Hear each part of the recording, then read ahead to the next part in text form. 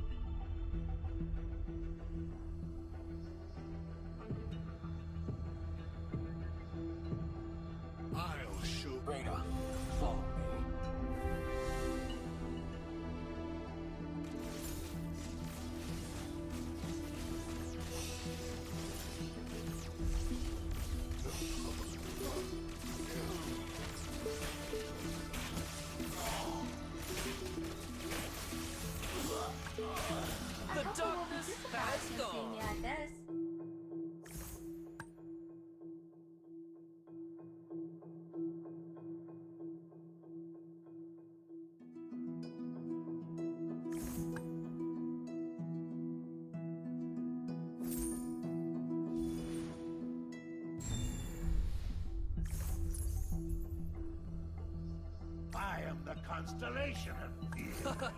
Not Try to bad. outrun my bullets.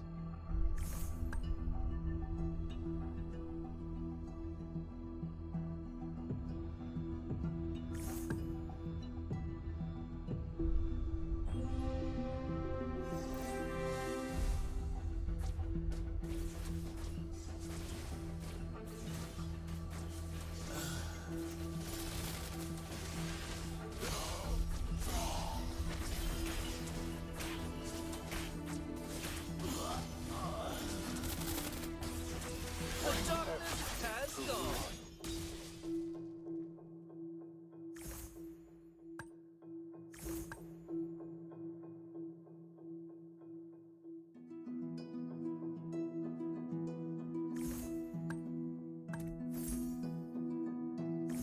Care to know a recipe for death? The weak crumble beneath my strength. Let's fight. Side by Life is a thrilling enterprise. I hope they won't be too surprised when seeing me like this.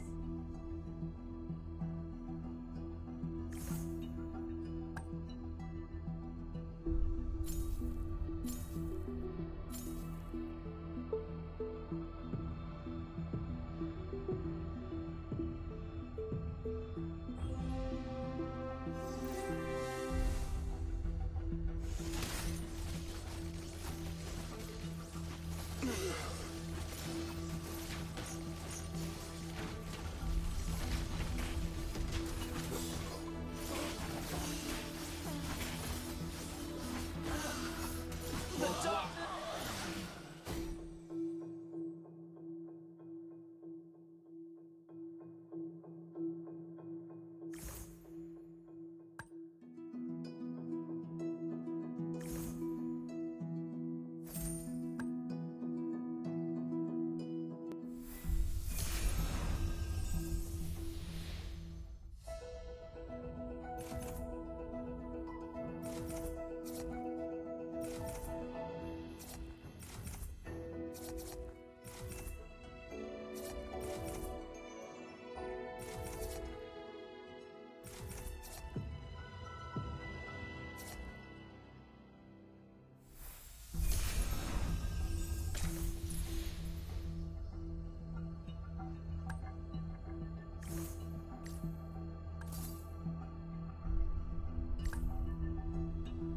Need a helping hand? I can't. Prove that you are worthy of my trust. chase me.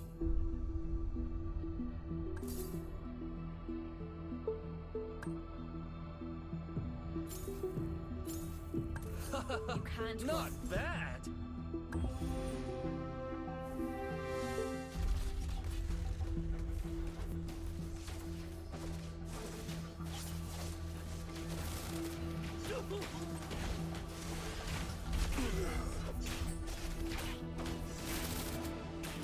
The darkness has gone.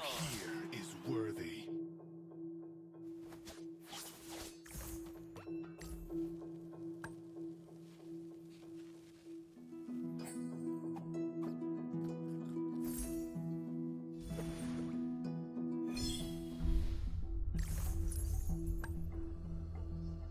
We will never surrender.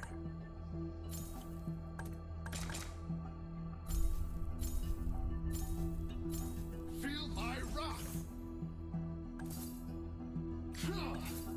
Tear them to shreds. A new world is dawning. Feel the surge. Another word for compromise? Necromancy is a most noble art.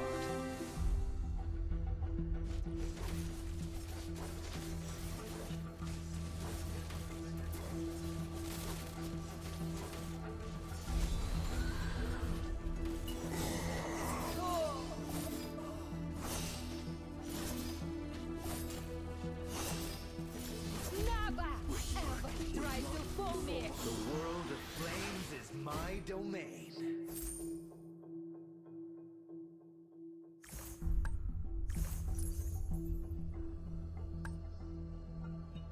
Death is only a rotten trick. Tear them to shreds!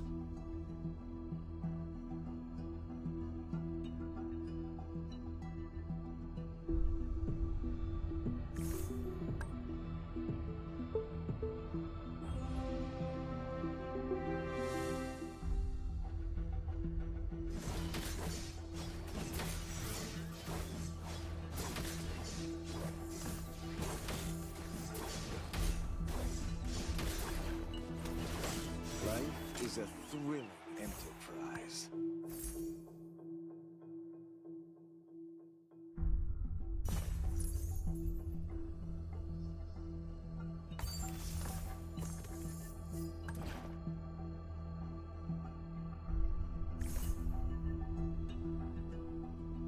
Feel my wrath! Don't worry. Saber Squad is on call. We fight. I must not go too far away from the others.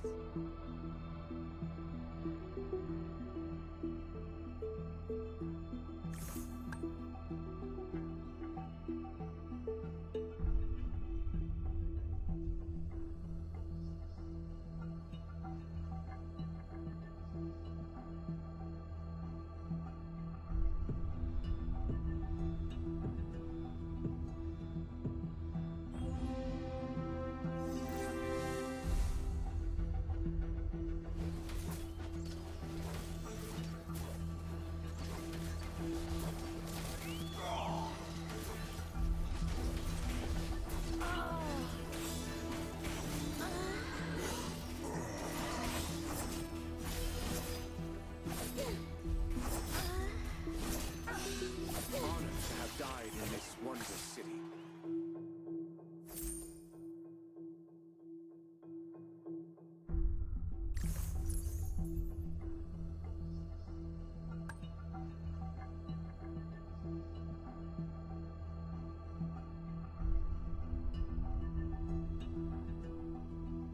One's sword reflects one's thought.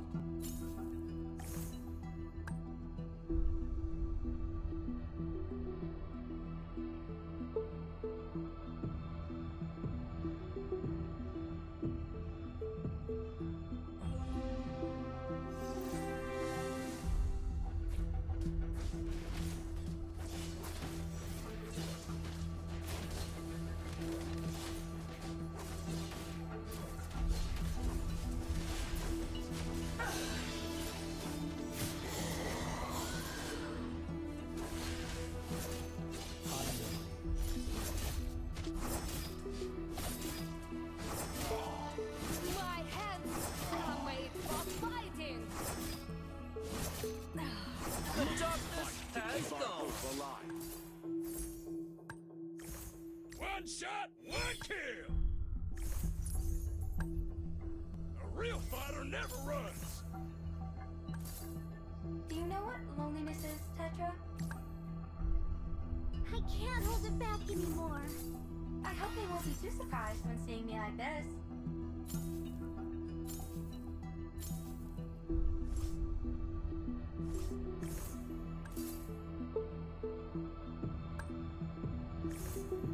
I was born for the art of sword and romance.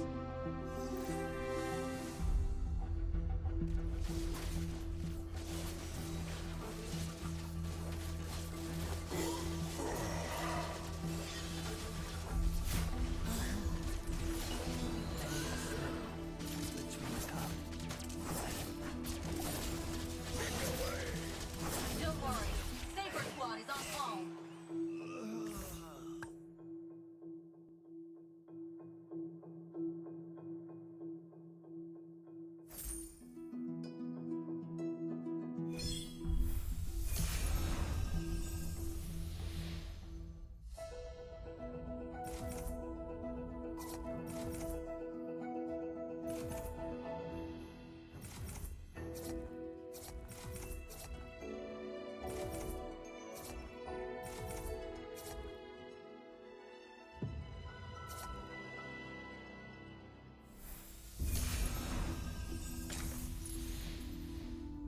Ready for next command.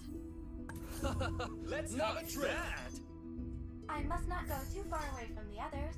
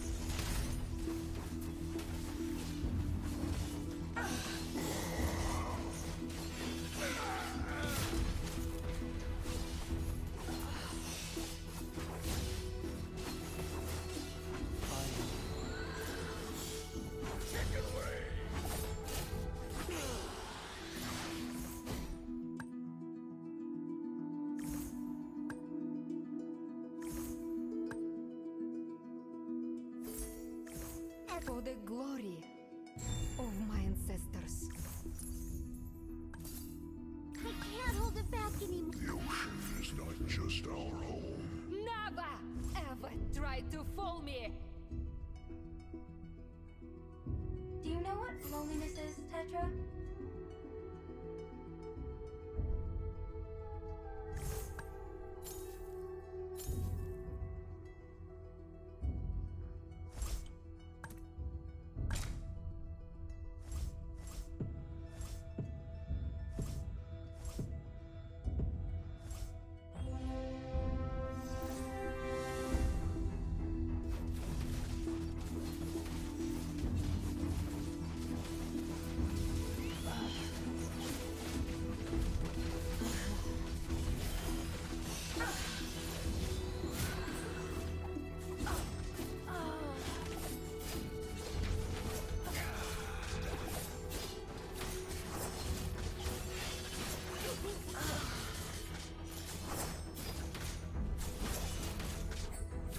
The darkness has Just gone. our home.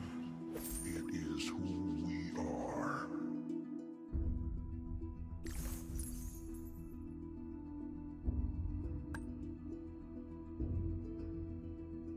Take this! I hope they won't be too surprised when seeing me like this.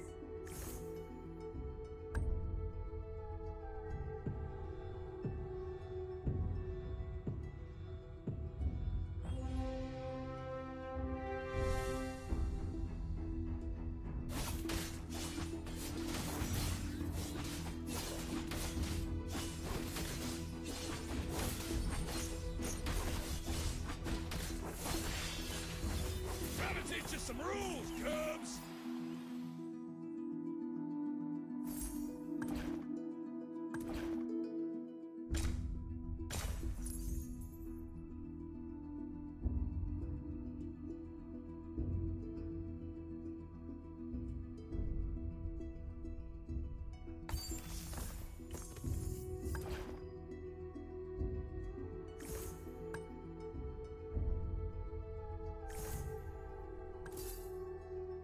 Soon you'll see me come out on top again. Stronger than yesterday.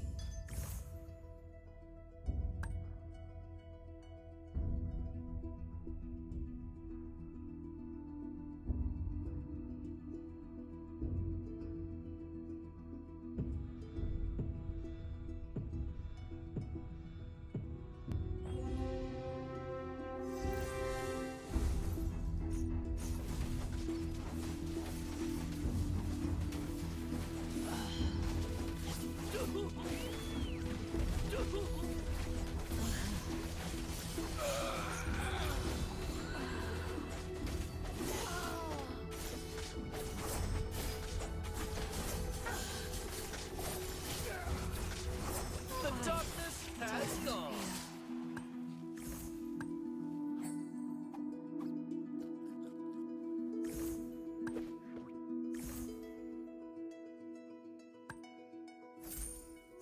Soon you'll see me come out on top again.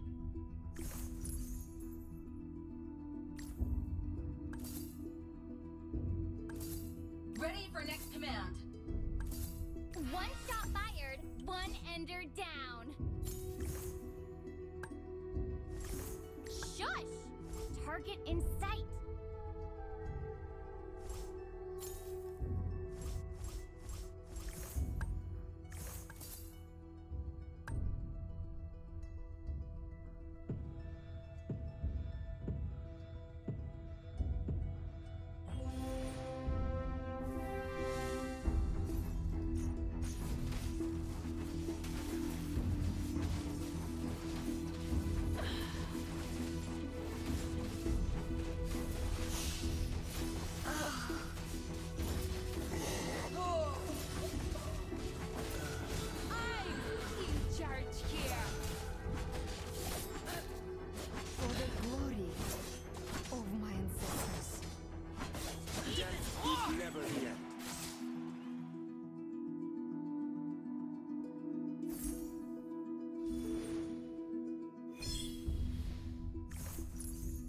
I must not go. I can't see through the ocean.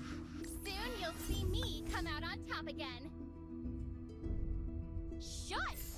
Target in sight. Time to change. I hope they won't be too surprised when seeing me like this. Follow your heart.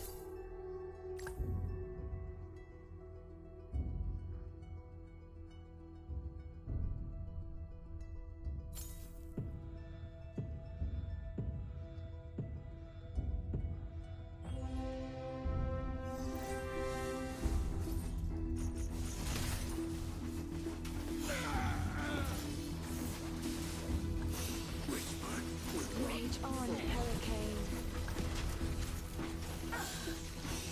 The darkness. Melt away.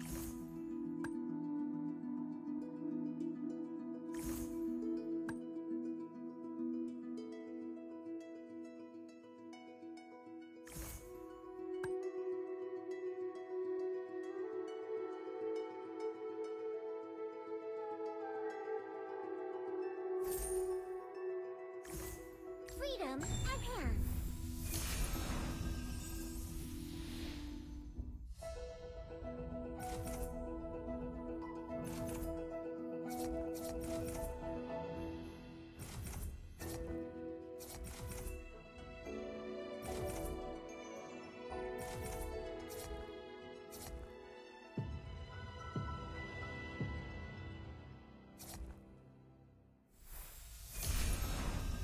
Ice doesn't fear. One fatal blow is more than Different, Not bad. equally mortal.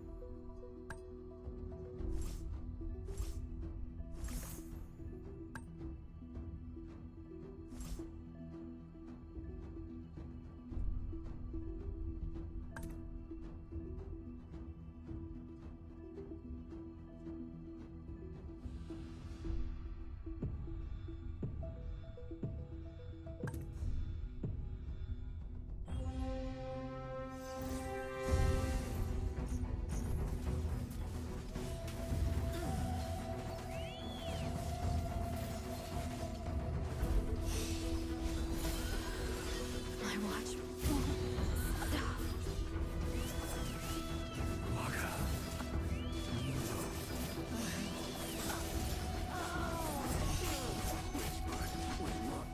The One shot darkness by has Earth, gone. one ender down.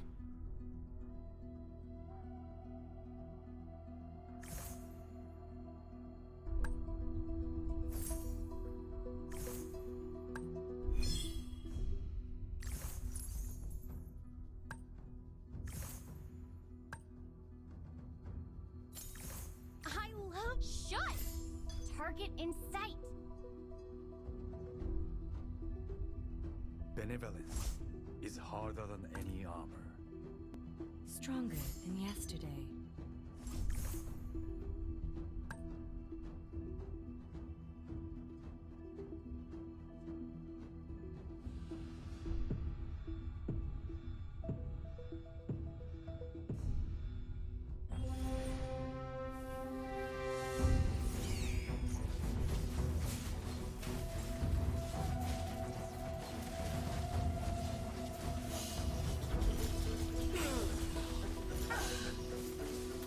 I saw all.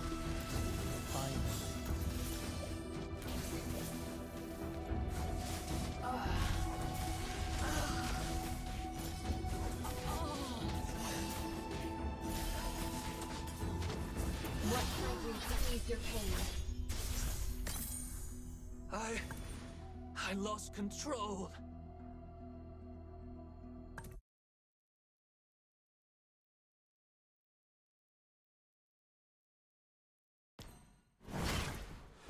I am the protector of the forest.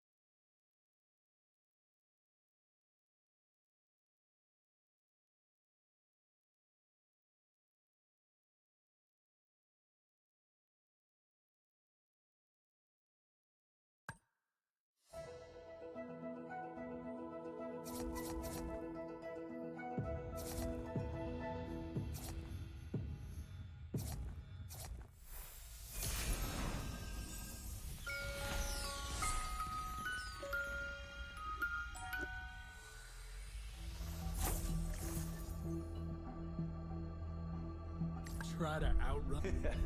Listen to your sheriff, boy.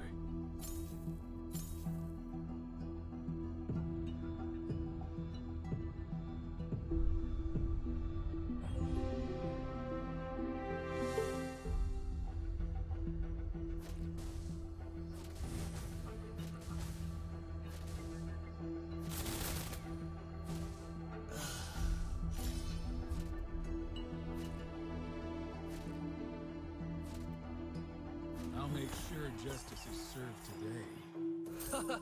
Not bad!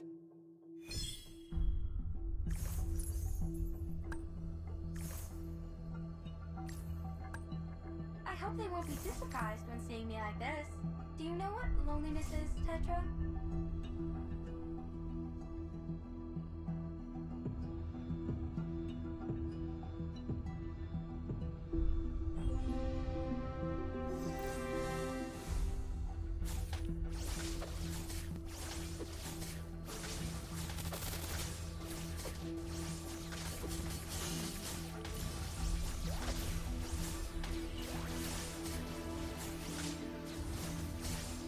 The darkness has gone!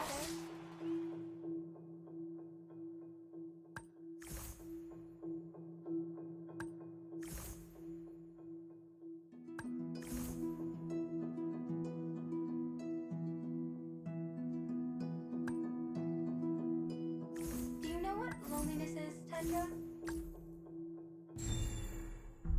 I hope they won't be too surprised when seeing me like this. Do whatever it takes. Death is only a rotten trick.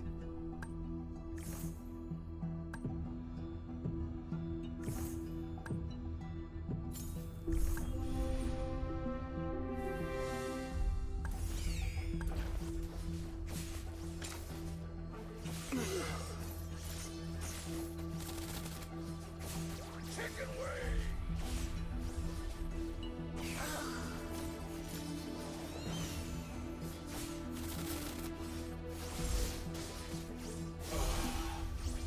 The darkness has gone!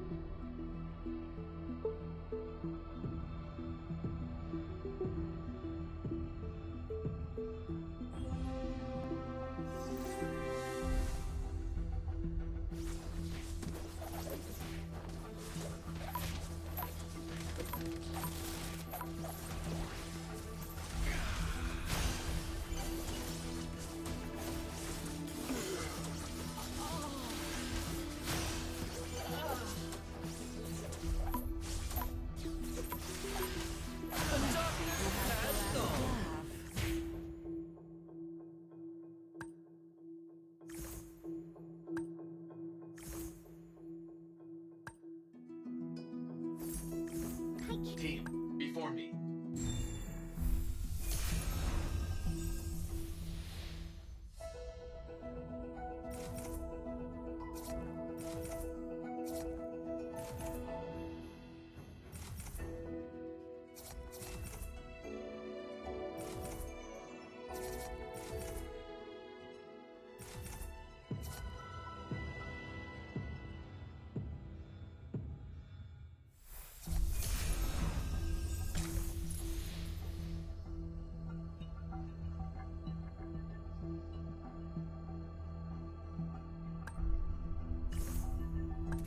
Life is Not a bad. thrilling enterprise. The dawn will finally come. Do you know what loneliness is, Tetra? Or sloth.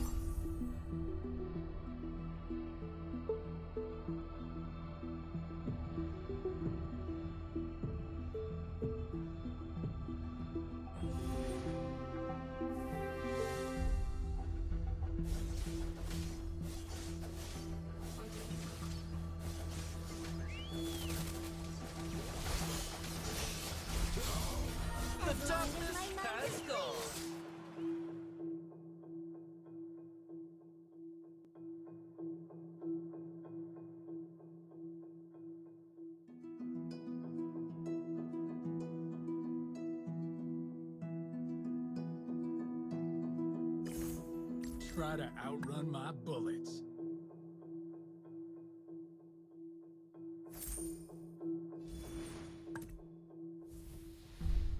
Listen to your sheriff, boy.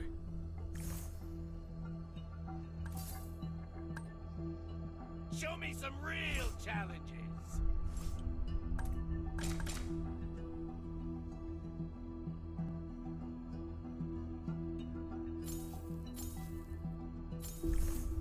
I'll make sure justice is served today. Bring everything to ruin.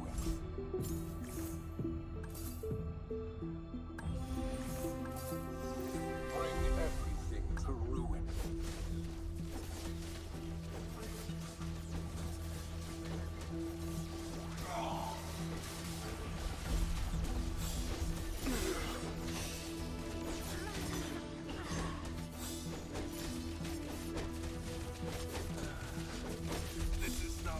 This is not appropriate. The darkness has gone. Stay and romance.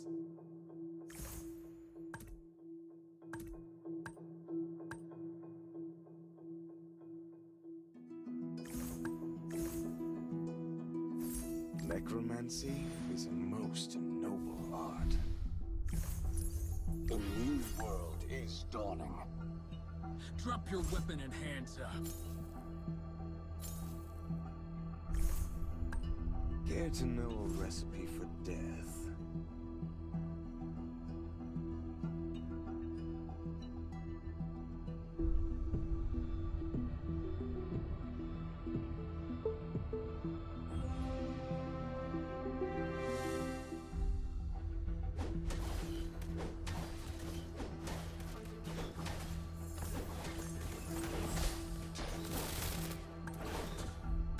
Necromancy is a most noble art.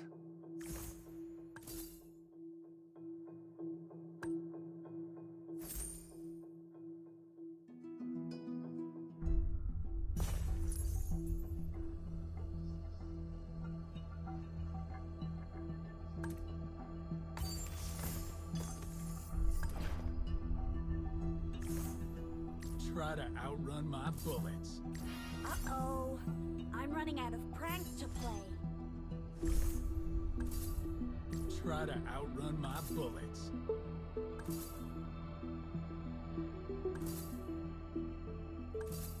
Life is a thrilling enterprise.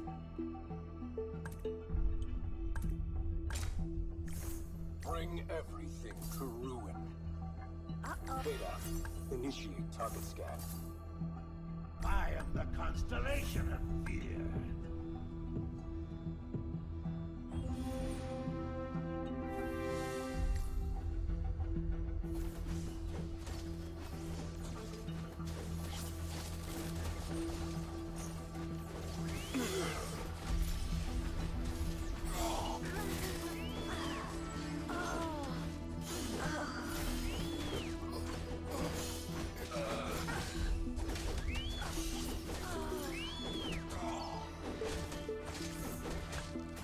The darkness has gone. Never die.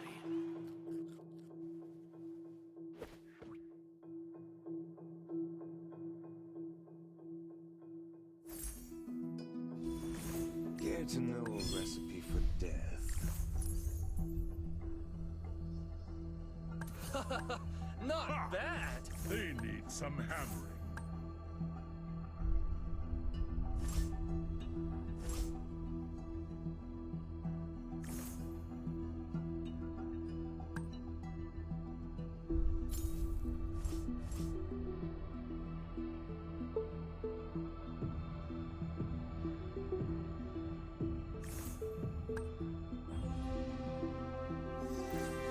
Never settle for being second.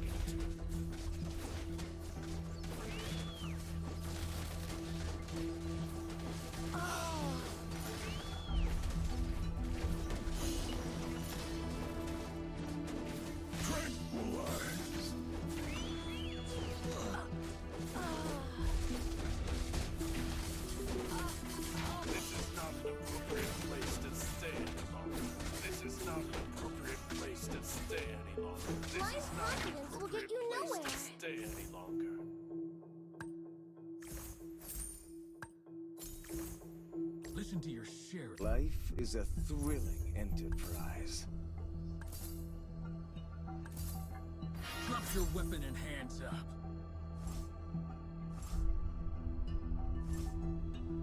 For one day, Necrokeep will bathe the daylight.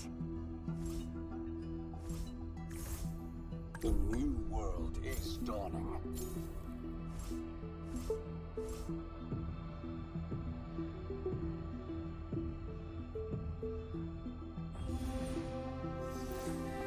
I was made for destruction.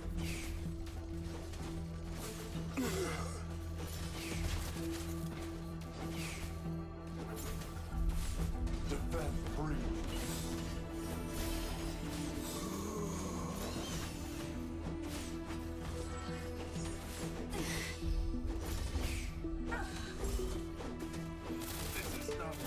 This is not an appropriate place to stay any longer. The darkness has gone.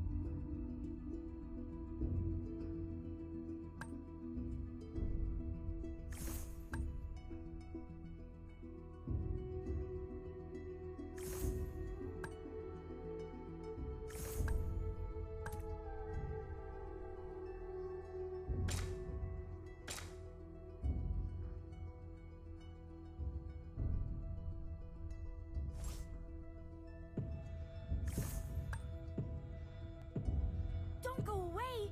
Our game isn't over! Uh-oh. I'm running out of pranks to play.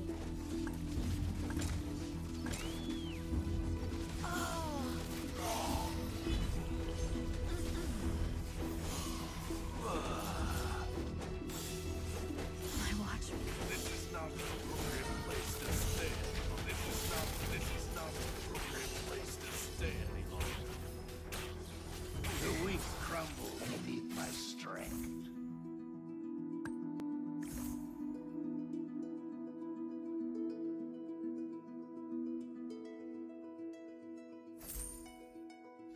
Beta, initiate target scan.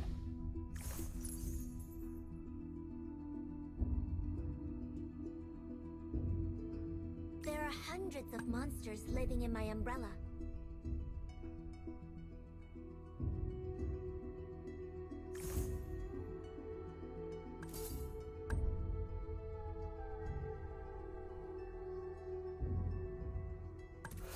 Do you want to Not be my bad.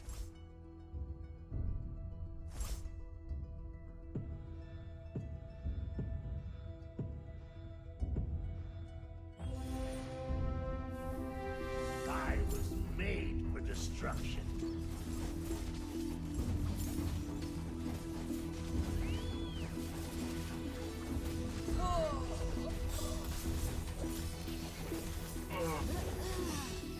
My hands are made for fighting. The darkness has gone.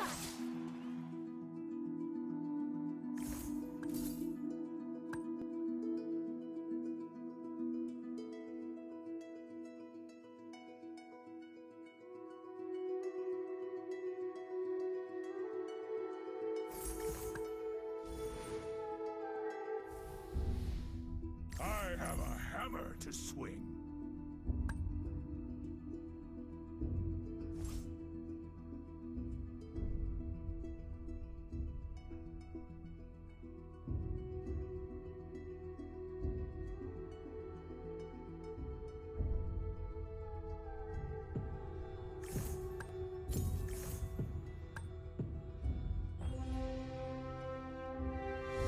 I am the constellation of fear.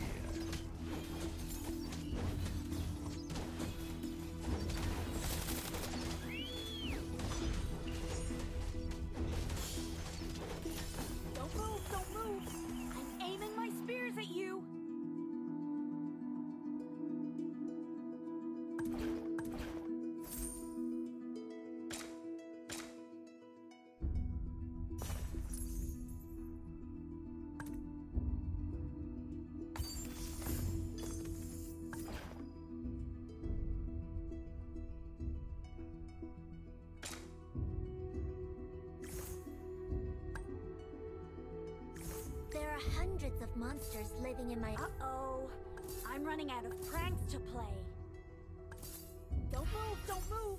I'm aiming my spears at you. Rada, follow me.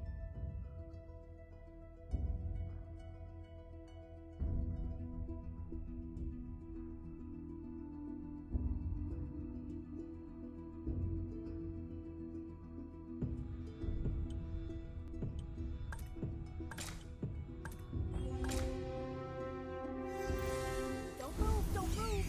I'm aiming my spears at you.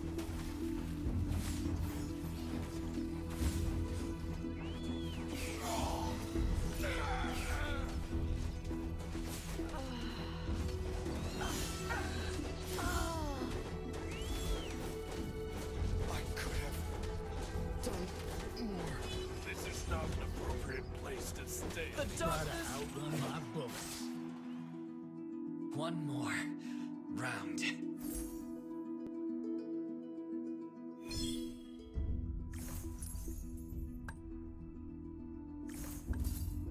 Umbrella, show us what you've got.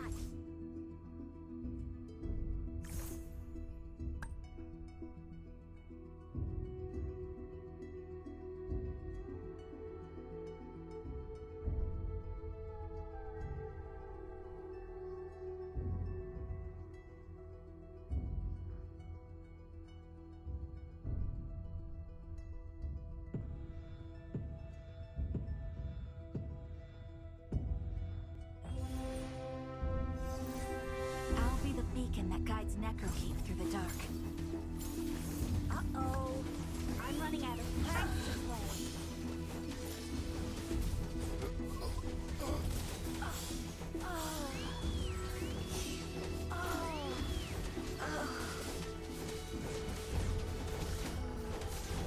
This is not an appropriate place to stay. This is not an appropriate place to stay any longer. This The is not darkness has an appropriate gone. place to stay any longer.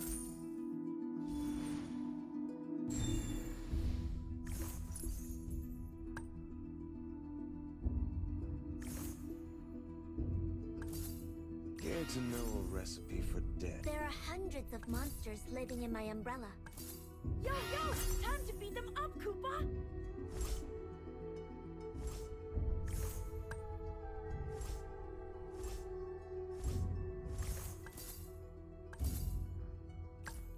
I win without fighting.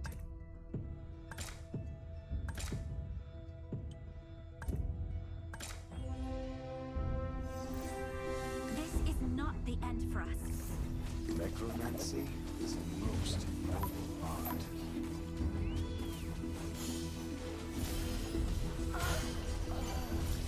This is not an appropriate place to stay any longer.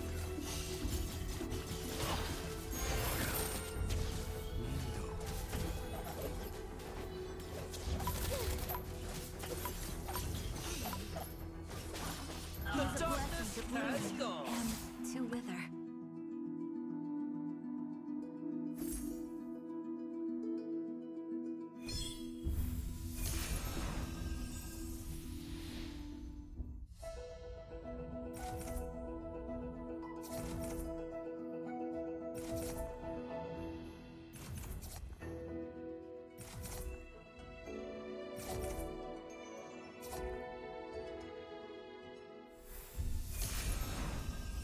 There's no farther for us to fall.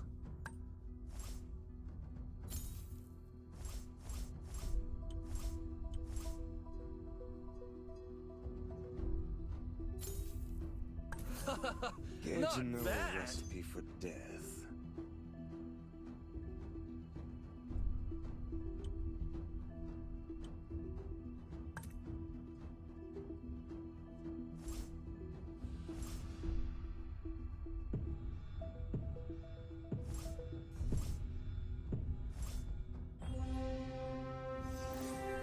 I was made for destruction. This is not an appropriate place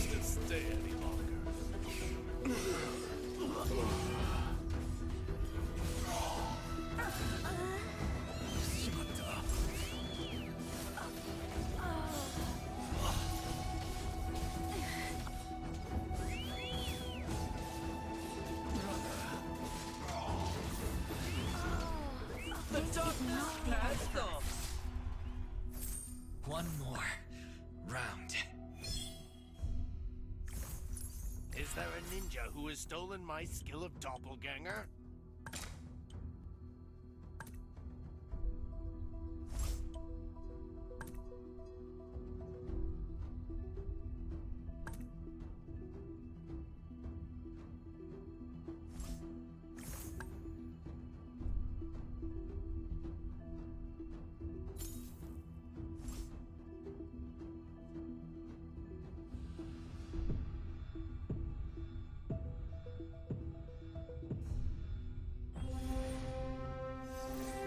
I am the constellation of fear.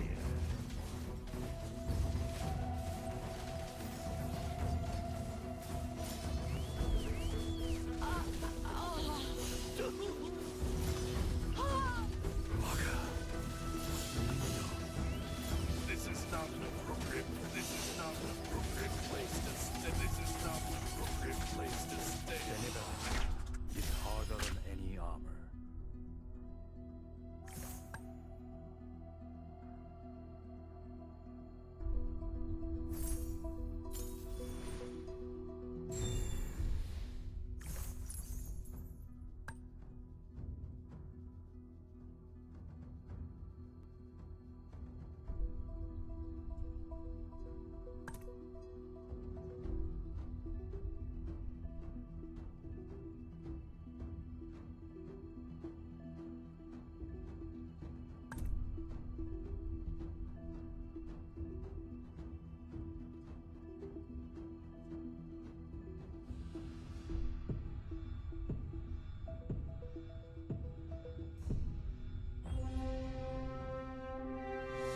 I was made for destruction.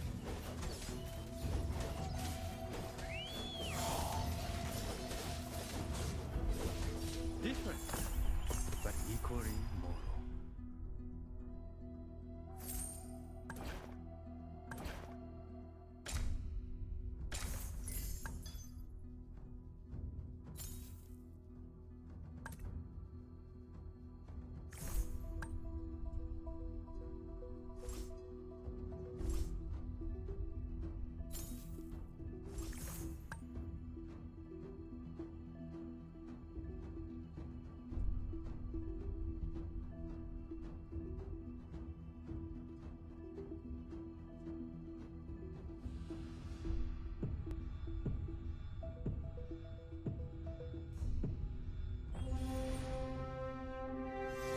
The weak crumble beneath my strength.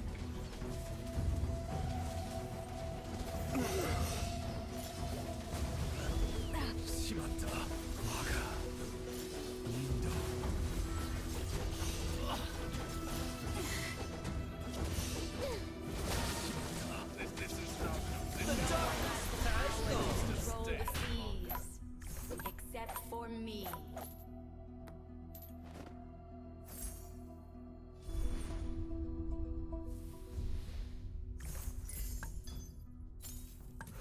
Must not to keep our hope alive.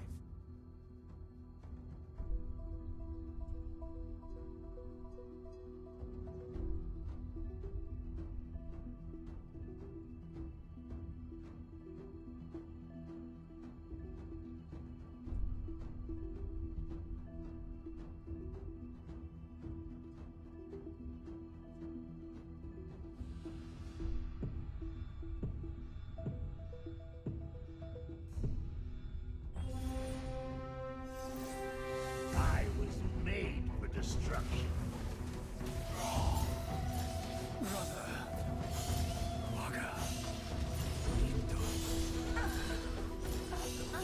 This is not an this is not an appropriate place. This is not an appropriate place to stay anymore. This is not an appropriate place to stay anymore. For one day, Necrokeep will bathe the daylight. I lost control. Praise me. Psionic connection complete. You know what? I can talk with my ears.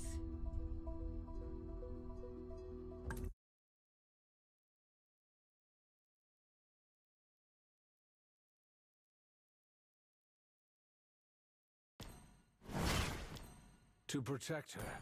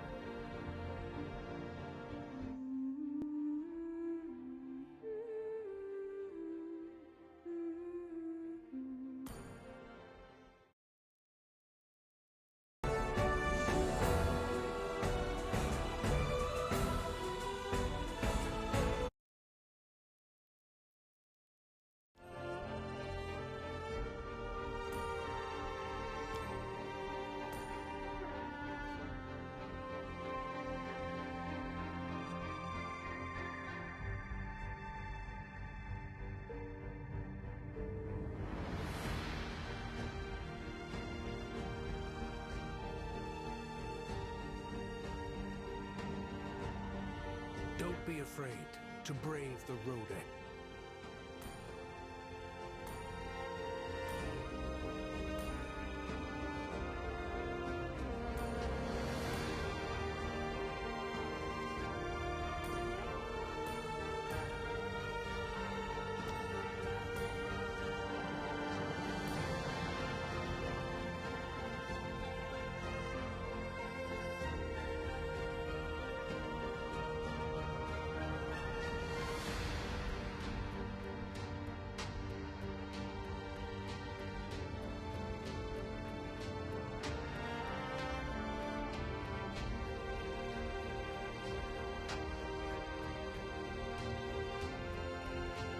Where does my resolve come from?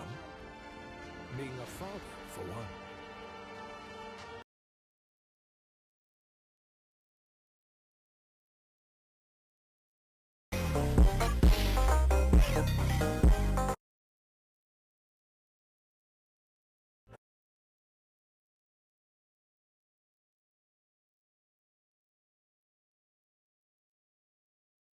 Excited for this matchup, this series between the Onyx and of course the Filipino champs, AP Bren.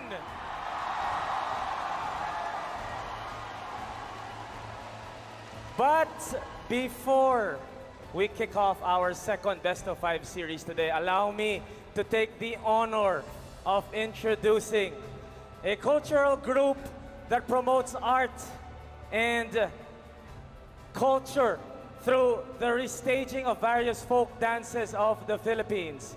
And in celebration of the biggest mobile esports tournament being held here in the Philippines, they will be performing Bagong Umaga, an uplifting song about facing a new day with positivity and hope.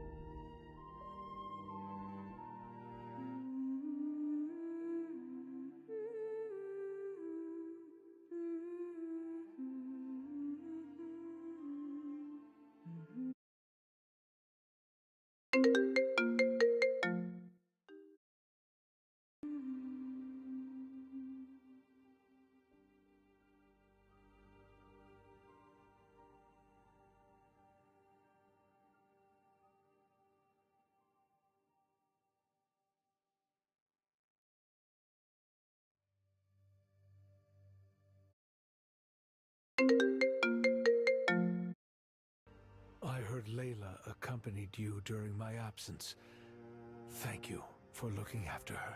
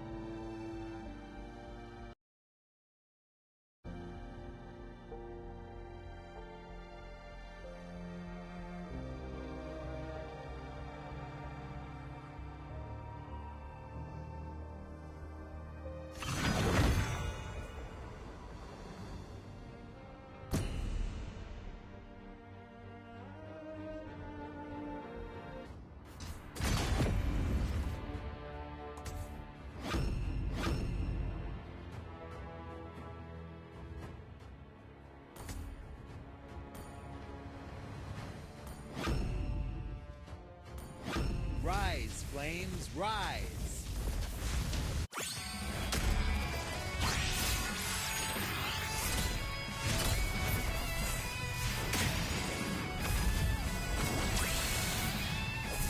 I am the immortal Phoenix, Iki!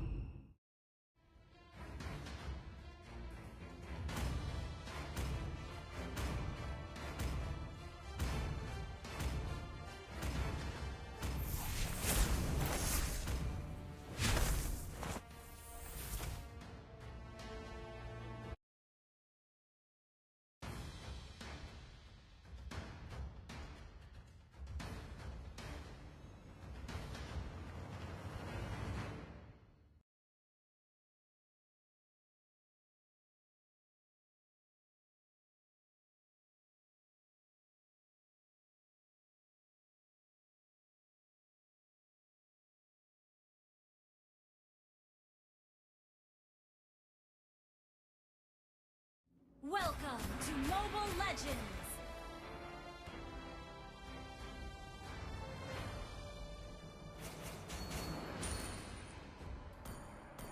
Five seconds till the enemy reaches the battlefield. Smash them! All troops deployed! I am much stronger now! I'll kill anyone to protect the world. Even my brother.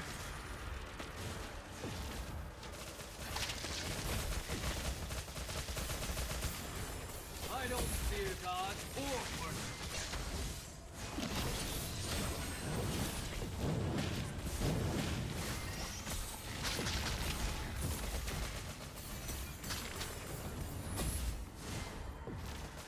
First blood!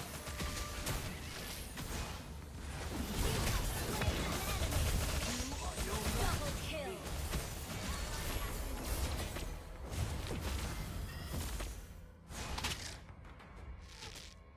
I need to find my ally to join forces with them. Flying Phoenix! Phantom Demon Punch! Phantom Demon Punch! Enemy double! Ally has been slain.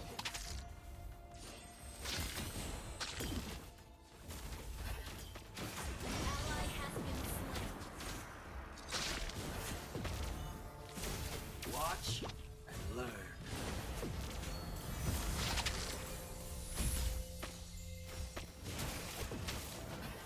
An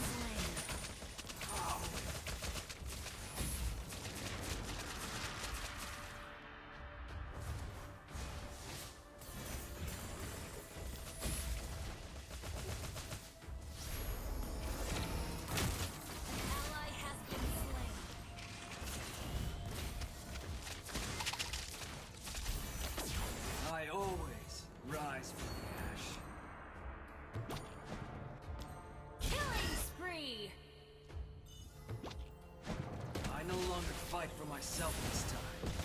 For everyone.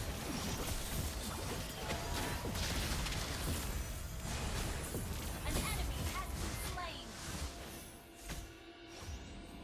I'll take you down. Mega kill.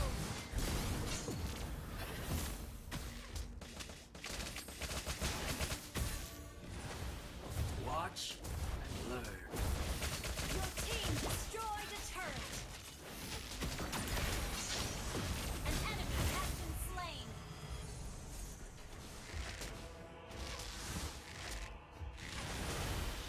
I'll take you down. Killing spree.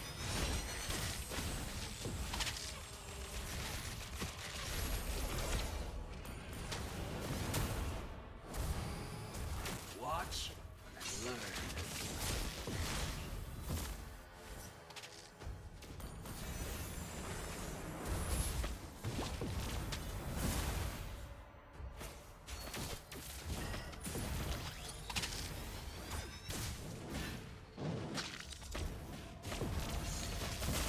I'll take you down. You have slain an enemy. Cross the Ally has been slain.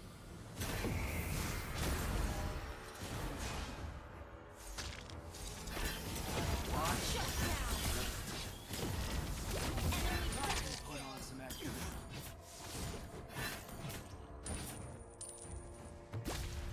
Unstoppable. Initiate retreat.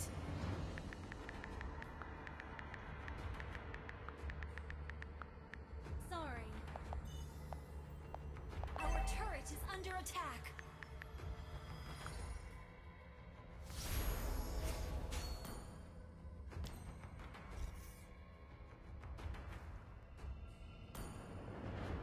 I always rise from the ash.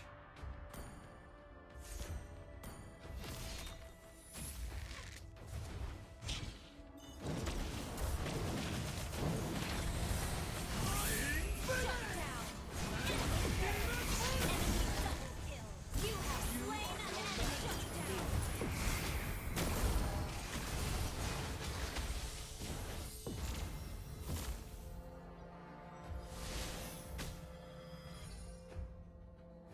Death Queen Island. I'll visit you again someday.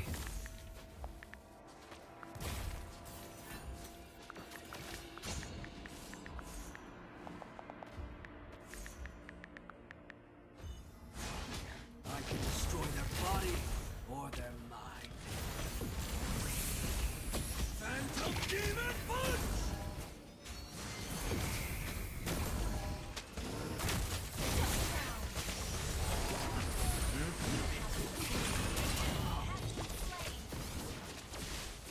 An enemy has been slain.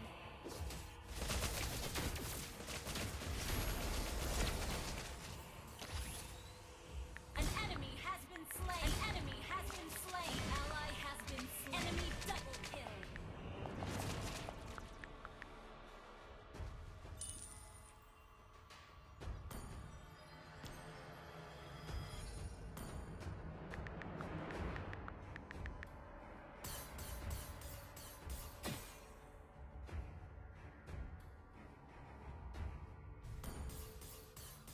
A phoenix doesn't die.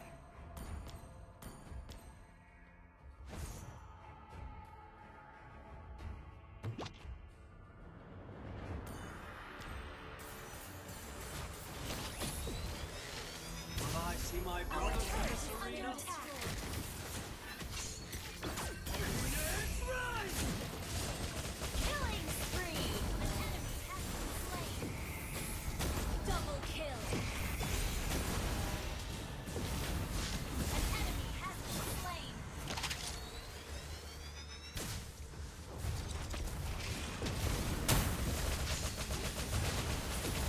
I'll take you Your team destroyed a turret.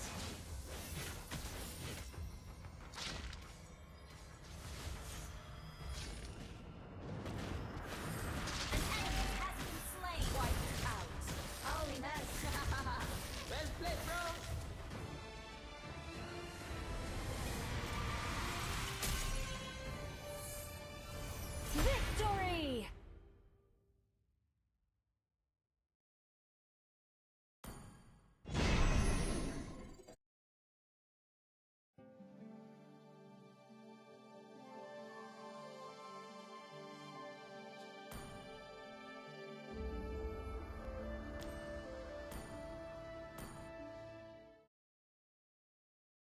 coaching staff, with their players to get them into this spot.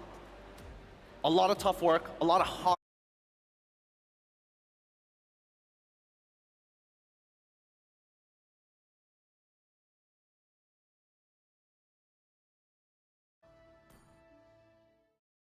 All-time great, few. Here are the stats, and obviously some of the hero picks are going to be interesting. Yeah. I'm interested to know, from the side of MPL ID, like, Gusion, are we going to see it today? Yep. I think maybe not only Gusion. Yeah, I think if Coach Chiep wanna bringing something flashy, he could use a Gusion, but it's kind of like too risky. More risk and no reward if you're using Gusion against AP Brand. Yeah, AP Brand is very tough contender, as we know.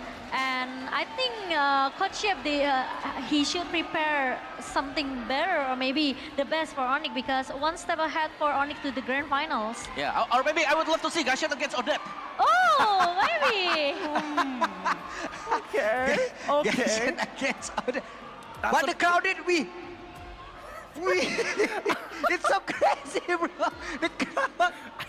It's a buff home crowd, you know. Crack up too much. It makes me crack up too much.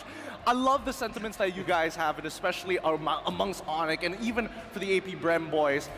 I'm curious. Just a couple of last thoughts, a couple of last sentiments as our games are going to start really, really soon. I can hear the crowd getting excited already. What do you think is going to be the game score? Is it going to be 3-2? Are you thinking 3-0? What's the game line? I think three of us agree it's going to be 3-1 for Onyx. 3-1 for Onyx. 3-1 for Onyx. Sorry, you guys? Sorry, AP Brand. Sorry. Sorry. I'm Onyx. Hey, they're here. Today and, I'm Onyx. Today I'm Onyx. Let me speak for the Filipinos at least, because there is an all Indonesia panel. I gotta say, it's AP Brand 3-1 in our favor. I'm pretty sure. Somebody had to say it. Okay. Somebody had to say it. And who else in the audience agrees with that? Wow. Sorry guys. But with that being said, thank you so much. Thank you so much, Momo-chan. Thank you so much, Papulong. Thank you so much, Awawa. Thank you, Gideon. Terima kasih. Terima kasih. Terima kasih. Thank you, Wap. Thank you, Gideon.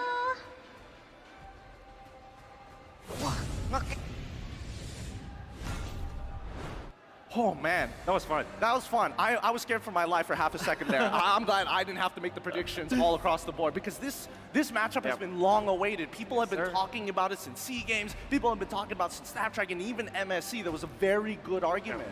But match made in heaven. You can see Kautis and Kyrie, good phenoms, like very young prodigies, you know, and we know that they're strong. Sans and Few, the veterans, both coming from a hyper carry stance, getting into the support role. I think that's great. And then you have your explainers. Keyboy is there, Rising Star Ogwen. This is a match made in heaven, man. Look, we could talk about this forever. But without further ado, I'm sure the crowd is excited from all over the world, not just us here live, but more so everybody else watching from the stream. With that being said, everyone, I don't want to steal the hype from them. Yeah. We're here just to analyze on the panel. Let's throw it to our casters.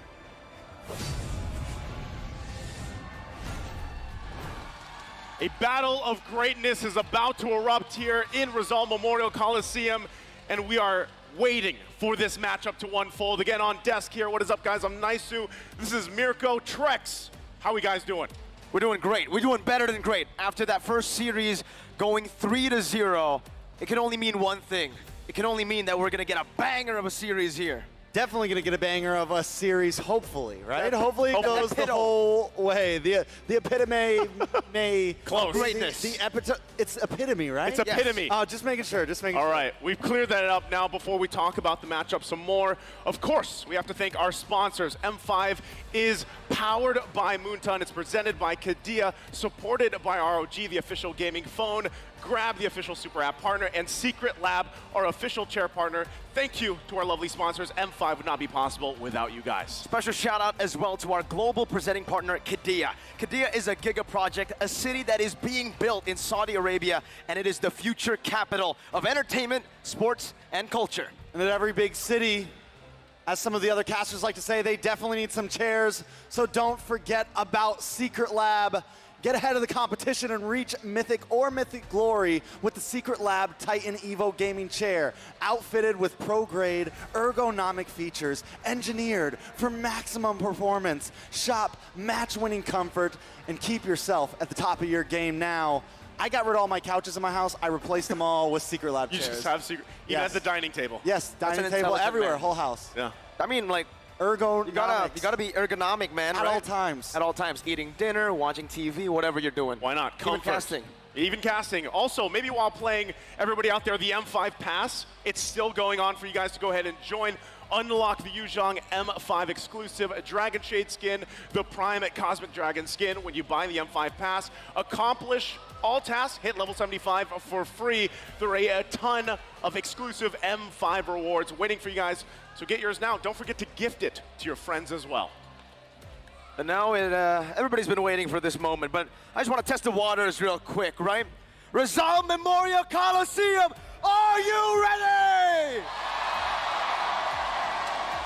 They're pretty ready, right? They're pretty hyped up. They're pretty ready. And by the way, you heard Wolf's prediction. He was kind of outnumbered there, right? He went with a 3-1 for AP Bren, but we'll leave it up to the players, right? But before we welcome the players out to the stage, we of course have to welcome the men behind it all, keeping things fair and the integrity of the game, the Marshals. Now to officiate the M5 World Championship, we have our Marshals making their way onto the stage. They're here to ensure the integrity and fairness of play. We have Rain, Wilbert, Shun, and Ivan. Thank you guys so much for your hard work throughout this entire thing. And now, let's get ready. The champions of Indonesia soar back to the World Championship stage to inch closer to fulfilling the Golden Road. Everybody bow before the Sky King's presence. It's Onic. At MSC, they ascended. They made their arena, their kingdom, and now they descend once again to prove to the world who the best team in the world is. And across from them, the crowd loves it, looking to put an end to their Golden Road as the Filipino champions. They're on a glorious journey of their own, and now they seek to make the Sky Kings kneel. Hive, we can hear you. Buzz for AP Bren. The hometown heroes. And you're right, Nisu, the crowd is buzzing right now. And AP Bren might just be busting.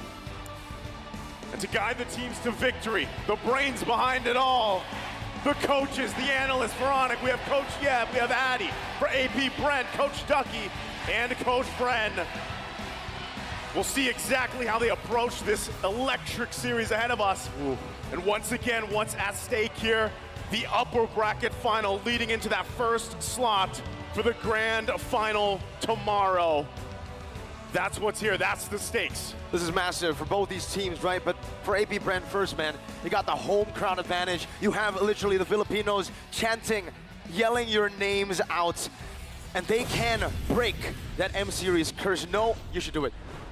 What? No hometown has ever won. You want me to do it? Do no hometown has ever won. Well, let's take a look at the roster first here. Onic Indonesia, we have CW, Kyrie, Boots, Sans, Keyboy. These guys have been electrifying so far. With this lineup as well, this is the MSC winning lineup for Onic Indonesia. They have been on a win streak all throughout, I think only losing to AP Bren, actually, funnily enough, in SPS, in the group stages, but then they were able to avenge their defeat in the knockout stages, knocking AP Bren down from the upper bracket finals to the lower brackets. Speaking of AP Bren, we've got Super Marco, Kyle Teasy, Flap Teasy, Few, and Ogwin. And in my mind, this is one of the most oppressing teams in M5 right now. They strangle all of their opponents, put them in the chokehold, and send them off to bed. It's just their play style, discipline. I can't just single down on one player because that is just how they are. It is a full team effort. Man, again, as we take a look at the team head-to-head here, it's looking even in a way, but you have to point out Onic here. Look at these stats that they've had so far up tier to M5. But I think one thing, too, that you really have to talk about, AP Bren has been a team that has been really focused on solidifying these objective takes, right? Focusing on the Turtles early on, the Lords later on. Teams have a trouble to match up with them, but Onic, look at the statistic. It's nearly even there. Something I want to point out, in the previous series, both teams, 20-25 hero pool. When we look at these two teams, we're talking 28 and 32 heroes that they've been playing with throughout the M5 series, never scared to push the limits. But who's going to push it a little bit farther today? Both. Both will have to push each other. We're going to have to see, well, it can't go any other way, right? Every single time we see AP Bren match up against Onic, it's almost like when their fate collides, we're bound to see a full game series, a full series. And it's happened many times before in SPS. Now we're going to take a look at the talent prediction here. Speaking of full series, Mirko, what are we doing? What is that? Usually if I say something, then it's wrong. So if I say 3-0, it means 3-2. Okay. So I know this is the trend now. This is your thing, right? You're always the 3-0. Yeah, because I want to see full 5 games, bro. Hey, well, there's very, flip-floppy there, but it looks like from the other talents, we're going to have possibly the 5-game series, but of course the teams are the ones to kind of bring that to fruition here. But 3-2 for me, for AP Bren. Trex, you're going the other side, going with Onic. They look good this year, man. This is a year that I think a lot of us want to see if they can finally grasp it. They've fallen short for so many years, and personally, I just love a good story like that. Now, the audience prediction, on the other hand, also on the side of Onic here, all the way down. Let's see what the next page has in line. Yeah, interesting as you look at that. Here we go. Of course, hey, there's 24% of the Philippines going for Onic here, but still dominated by the rest of the parts of the world, leaning towards Onic.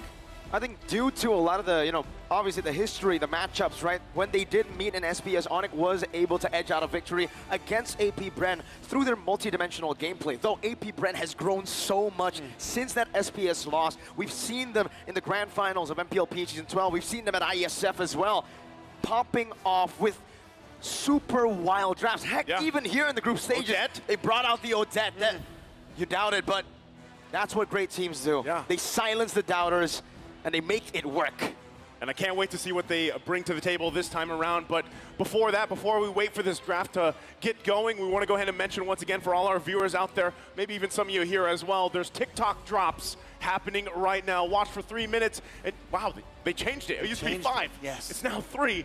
You can go ahead and grab yourself a TikTok viewer chest, and if you watch for 5 minutes or more, you now get the deluxe chest. So we went from 5 to 3, 20 to 5. Or you could take the best route. What's the best route? Watch the entire duration of the stream, and you don't just get chests, but you get our hearts. Not only that, but you get to be the epitome of greatness. Epitome. Epitome of greatness. Epitome. Epitome. Epitomos. One of the two, right? We got to get a dictionary here, man.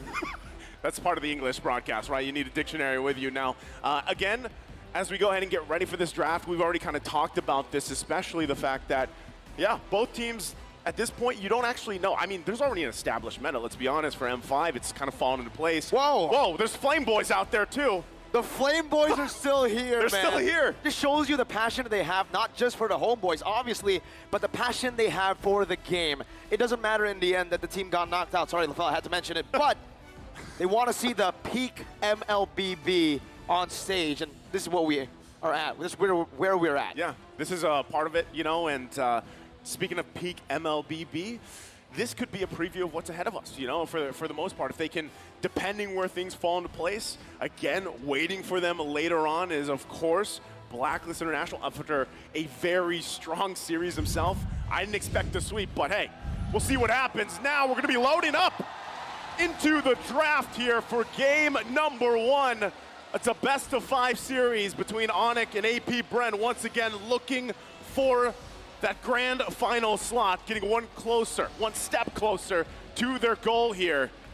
And we'll see how they want to pace this draft. You can already see the Feramis being taken out, but where are they falling here? Once again with the draft, the bans, Minotaur, Kaja, Valentina, heroes that are constantly picked up or banned out. This is the right course, though. Again, game one here, Onic on the blue, AP Bren on the red.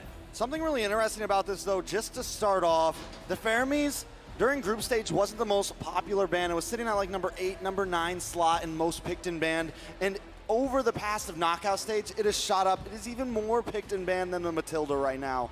It has just become a pick so important to so many teams. And then another interesting band on the side of AP Bren, something that we're not seeing a whole lot of teams do, is banning out that Kaja, showing that maybe they want to try something a little different, want to maybe try something a little more fast-moving, maybe some, something with dive potential, something like the Joy that is open right now, something like the Nolan that is open right now. Both teams leaving so many of that trinity kind of open right now from the jungle side. Okay, those being open, if that is not a Joy ban, are we expecting the Joy or maybe even the Bruno? It's interesting not to see assassin bans against Kairi, right? That's been the main way of attack for a lot of the teams, main angle to attack. It's Kairi. It seems like for AP Bren, they've decided to go a different route here. I like the Bruno man coming through here to get CW off of a pick that he's been phenomenal on. Heck, I feel like CW, this tournament, has just been phenomenal. He has been the highlight for me in the knockout stages alongside Mr. Marco. All right, so... Oh, but someone else is open. Yeb's going to pick up the Nolan. So I'm wondering, does Ducky have a plan here, right? what is... Phoveus isn't banned out. Phoveus is open. First pick, are we seeing that, on for the side of AP Bren? I don't think so. I think last pick in the first phase. I think you want to get the Bruno. You want to get something very strong up front, something powerful. Because if you're giving up the Nolan and the Bruno, that is a huge problem. So Bruno, Gwen. I think it's a good plan. They already lock in the Gwen, but no. Matilda. They go Matilda. That's open as well. You can at least provide some of the mobility, the utility that Matilda brings. We've seen a lot of playmaking happen from other teams as well, just utilizing this hero, and we know it's banned quite a bit, honestly. So 2 heroes now that kind of slipped through the cracks so far for this first phase. I love, and I'm wondering, Ducky coming into this game, it's like, this is what we're going to do. We're going to leave a lot of things open and see how things go. This is a great game to kind of test the boundaries, test the waters, come into game one, and both coaches love to do this. We saw it from Coach Yeb, letting the Benedetta, letting Kairi play the Benedetta. It's a great time to test things out, but giving up the Nolan and the Bruno is pretty huge here. On the side of AP Bren, we do have some great divers. We have some great engagers with the Gwen and the Matilda. We've seen some of those heroes fall before. They're going to pick up the Rizla. And we got a little bit of some information. Sky is the limit. Wow, Onic has the highest gold lead difference against opponents with an average of 8,245 An per average. game. That's crazy. An average. An average of 8,245. If there's a rich guy, there's got to be a rich team, right? So far, Onic are the rich team of the tournament, but AP Bren are definitely looking to take that away. You can see the emphasis, huge emphasis around trio mid-control with the Guinevere, the Matilda as well. They want to get in and get out as fast as possible to secure neutral objectives. And when Onic goes for more damage output, AP Bren goes for more maneuverability. Thing is about Onyx comp here, aside from the Bruno, is it's dodgeable, right? The Nolan and the Terizla, both these heroes, if you dodge away from them, most of the damage will actually be negated. And for AP Bren, this is the pick that we already spoke about. It is bound to be picked up when the Nolan is left open and the Phoveus is left open. So that leaves the question right here, Trex, is you kind of know, all right, we picked Nolan, we're probably going to have to give up this Phoveus. We didn't ban it out, it's going to be taken. So if you're Onic, how do you build around this to go ahead and kind of go against a counter already against the Nolan? I mean, you have a few options, right? You could go for the old, overload strategy. You can go for something that maybe heals you up a bit, go for maybe the more sustainable roamer, something like the Raph, or you go for something, I think the Diggy could fit here a little bit against the Gwen, against the Matilda. If AP Bren wants to even huddle down more onto CC, it could be an answer, but it's definitely something that could get slotted last here. On the side of Onic, though, I think anytime going against Phoveus, another good idea is just try to muscle down on it in the early game. Try to slow down Phoveus as much as possible, because if he has a rough early game, it can really kind of push him back into the super late game comparative to the rest of the heroes. Yeah, and with that, Brody's going to be taking out a hero that is traditionally the matchup against the Bruno, right? This time around, it's taken out. We know how the statistic played out up to this point. So that might go ahead and just be like, hey, Onic, we're okay letting Super Marco possibly just play the Claude again. You know, go into that matchup, deal with that. But then the other thing, too, is what do you put in the mid lane? Onic, do they want to put Sans again on this Novaria pick that has worked for him so well through the course of, you know, just M5 alone? But real quick, too, looking at the Matilda comparison between Keyboy and Ogwyn, how's this looking, Trex? I mean, right now, Ogwyn with an 80% win rate on the Matilda on the side of Onic. Keyboy with a 66.7. But honestly, Onic hasn't been favoring the Matilda as much as a lot of other teams. Overall, KDA Ogwyn sitting at number 1. I mean, it's a tough call to make. It's interesting, too, because I'm not sure where he lies now in terms of KDA, but remember where Ogwyn was sitting. He was at the top, right? Number 1. Number 1. I think it was an 8.8 back before we got to phase of knockouts 2 here. So really that Matilda comparison alone kind of, you know, lines up with that. Now, once again, the Claude was banned out. Where does this leave Super Marco even for the gold lane against the Bruno matchup? The only hero I can think about right now has to be, you know, the carry and the Beatrix, right? Those two heroes are still up for grabs. The Khalid gets chosen first. They know that, well, Ixia could be a very good choice as well. With the Matilda, you're right. Oh, we saw that combination. Yeah. Literally just yesterday. It was I think it's a given right here, game number 5, I believe, right? Against you soon. But you can really see for Onic here, it's really strange usually to see a Brody ban when a Terizla is already picked up, right? Yeah. I think they know that AP Brand want to go for offense is the best defense kind of route. They want to dive in, and when they do dive in like that, penalty zones will be used in a defensive manner, and that's when the Brody can actually free hit. So it's actually a good read, in my opinion, by Onic to ban out the Brody, ban out the Claude as well, take any sort of maneuverability away from their gold lane. Like this pickup, Lilia gets locked in, another hero that has been making waves up to this point, just how much damage you can do. It's nearly up there with Novaria and Valentino, of course, and then the Tigreal to cap it off here for Onyx lineup. All right, so they have a few answers with the Tigreal, right? They're able to possibly mess up the Khalid here during those sand guards, during those clinch moments. Another thing, a great way to stop Phoveus is to lock him down for enough time that he doesn't even have time to pop the Demonic Force. And the amount of damage that Onic is bringing to this game, anyone that gets caught in that implosion could easily be taken out. They have huge damage from Nolan, huge damage from Lilia, huge crit damage from the Bruno. This is an aggressive composition right here. Will it scale though? Like yes, it scales, but is it too all or nothing? Chivalry is It's a good question, right? Oh, whoa! This was a pickup that, you know, our old good buddy Redmar was hoping for yesterday. It's going to be high noon here, right? Clint locked in, yeehaw. Super Marco, this is a hero that he loves to pick up. We saw this even back in ISF. It was played with the Claude a lot of the time. So it was either those, and they kind of cornered him into this pocket. He picks it up now in this first game. Even in SPS, right, we did see the Clint start to be very popular amongst, for sure, Mr. Marco. Me and Leo even gave him the nickname Sheriff Marco whenever he's on the Clint. So Sheriff Marco's in town. Sheriff Marco's in town.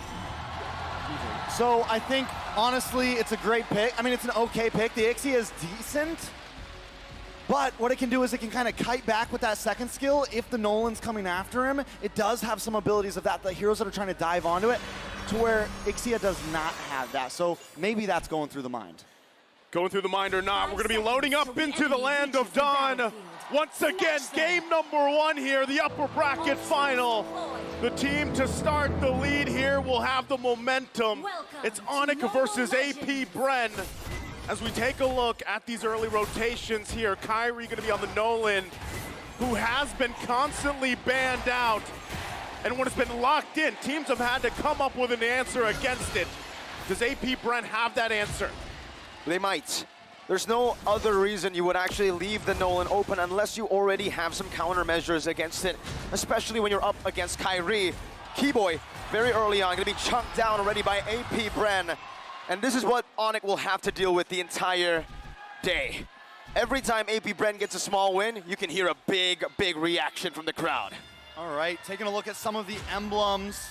Does look like Sans is gonna go for a little bit more utility there, get some movement speed, get some cooldown, but Boots building pretty aggressively, building sustainably, going for some spell vamp there, could be the answer. So far, we've seen the Khalid with so much damage, and we've seen the Khalid actually win out on top of the Terizla recently. It does become a little bit of a skill matchup, but Flapteezy with the movement speed doesn't have to pick up the boots here, and he can still probably outspeed boots here. So definitely going to be interesting the way that this EXP lane pans out overall. I'm excited to see how it works. And hold up, so wait, it is, we completely looked over this. It is mid lane Phoveus. Yeah. You know, again, when that Khalid was locked in, we didn't really point it out, but I think a lot of people at this point, they're so used to Few just being like, all right, I'm going to throw a Fredrin in the main lane. Hey, I might throw the Phoveus there, and they make it work usually, right? That's one thing, again, when we talked about both these teams, the capability to go ahead and just channel that hero pool, bring something surprising out, or make it work is what gives them that advantage in a lot of these matches. And again, considering this is what AP Bren loves to do. Go ahead and focus on these objectives. Penalty zone onto the back view. Now Demonic Force ready. Kal'Tezi picks up the first turtle. Oh! Raging Sandstorm from Flapteezy as well to claim first blood and a double kill to start things off in game number 1. So before the point that I'm about to give was already shown, having the Phoveus in the mid lane, especially against the Nolan, overall just feels like such a smarter choice than putting it into the XP, because you get to just follow the Nolan around. You get to always be there in these team fights. You get to rotate. So I think it is such a smart maneuver to stick this on to Few. Sometimes it's more of a, oh, we just have to put it there. But I think honestly, this was the plan from the start. Interesting fact here as well. Guinevere and Matilda combination. It's been picked 6 times, but the win rate for M5 is 83%. That is a strong duo, if you will, between the heroes, right? The way they interact. Look at this already, the aggression from Ogwyn. I mean, it's essentially a guaranteed knock-up for the Guinevere. You hit the Circling Eagle, Guinevere just travels around with you. Let's say you knock 2 up. All Guinevere has to do is pop the Violent Requiem, and you don't even have to land your Spatial Migration or anything like that. So definitely works out well. And then all of it just pairs so well. The whole mid-net lane of AP Bren just complements each other perfectly right now. Again, that's one of the strengths there as well. Having the Nolan, you have the Fracture, can help you get out of some of those landing spatial migrations, but still the pressure. Whoa! Requiem into the spatial migration, into the Demonic Force! That's an implosion by Keyboy, a flicker to the wall. A Demonic Force again for the side of AP Bren to find a kill. Sounds not gonna be caught in another spatial migration. They're styling on Onyx in the 4th minute of the game, stealing the purple buff away. Not only are they styling, but this is the AP Bren you do not see all the time. Normally they take it slow. Normally they strangle them, but right now they are slamming into Onyx at full force. The 2.3K lead they've garnered themselves now, the second turtle here. Onyx, though, despite all that, still want to go ahead and focus on this, but AP Bren making their way for the fight. Risky move, Flapteezy poking boots down right now as Ogwyn flies by Keyboy. Knocks him out with a Circling Eagle. Sans is looking for an angle. Kal'Tezi on the turtle. Penalty zone coming down as well. That's going to be Kairi who secures the turtle. But a Violent Requiem. Spatial Migration with a Raging Sandstorm knocks 2 up. And it's a 2-kill trade for the neutral objective. Was it worth it? No. Probably not. But he got the turtle. Kairi is having to put in extra work to just get these objectives even close. But every time, AP Bren has an answer. AP Bren is everywhere right now, all at once. And like I said before, you don't see him play like this very often, but I think that was part of the plan. Let's catch Onyx off guard. Let's come in like no other team is going up against Onyx. Like most teams come into the game a little bit worried. They want to take it slow. But AP Bren knows their strong points. They know they have the ability to bully any team in the bracket. And Onyx, for the first time in a while, is feeling that pressure. Again, as they put the pressure in the jungle. AP Bren wants to work around this lead. Real quick, items, how's it looking here, Trex?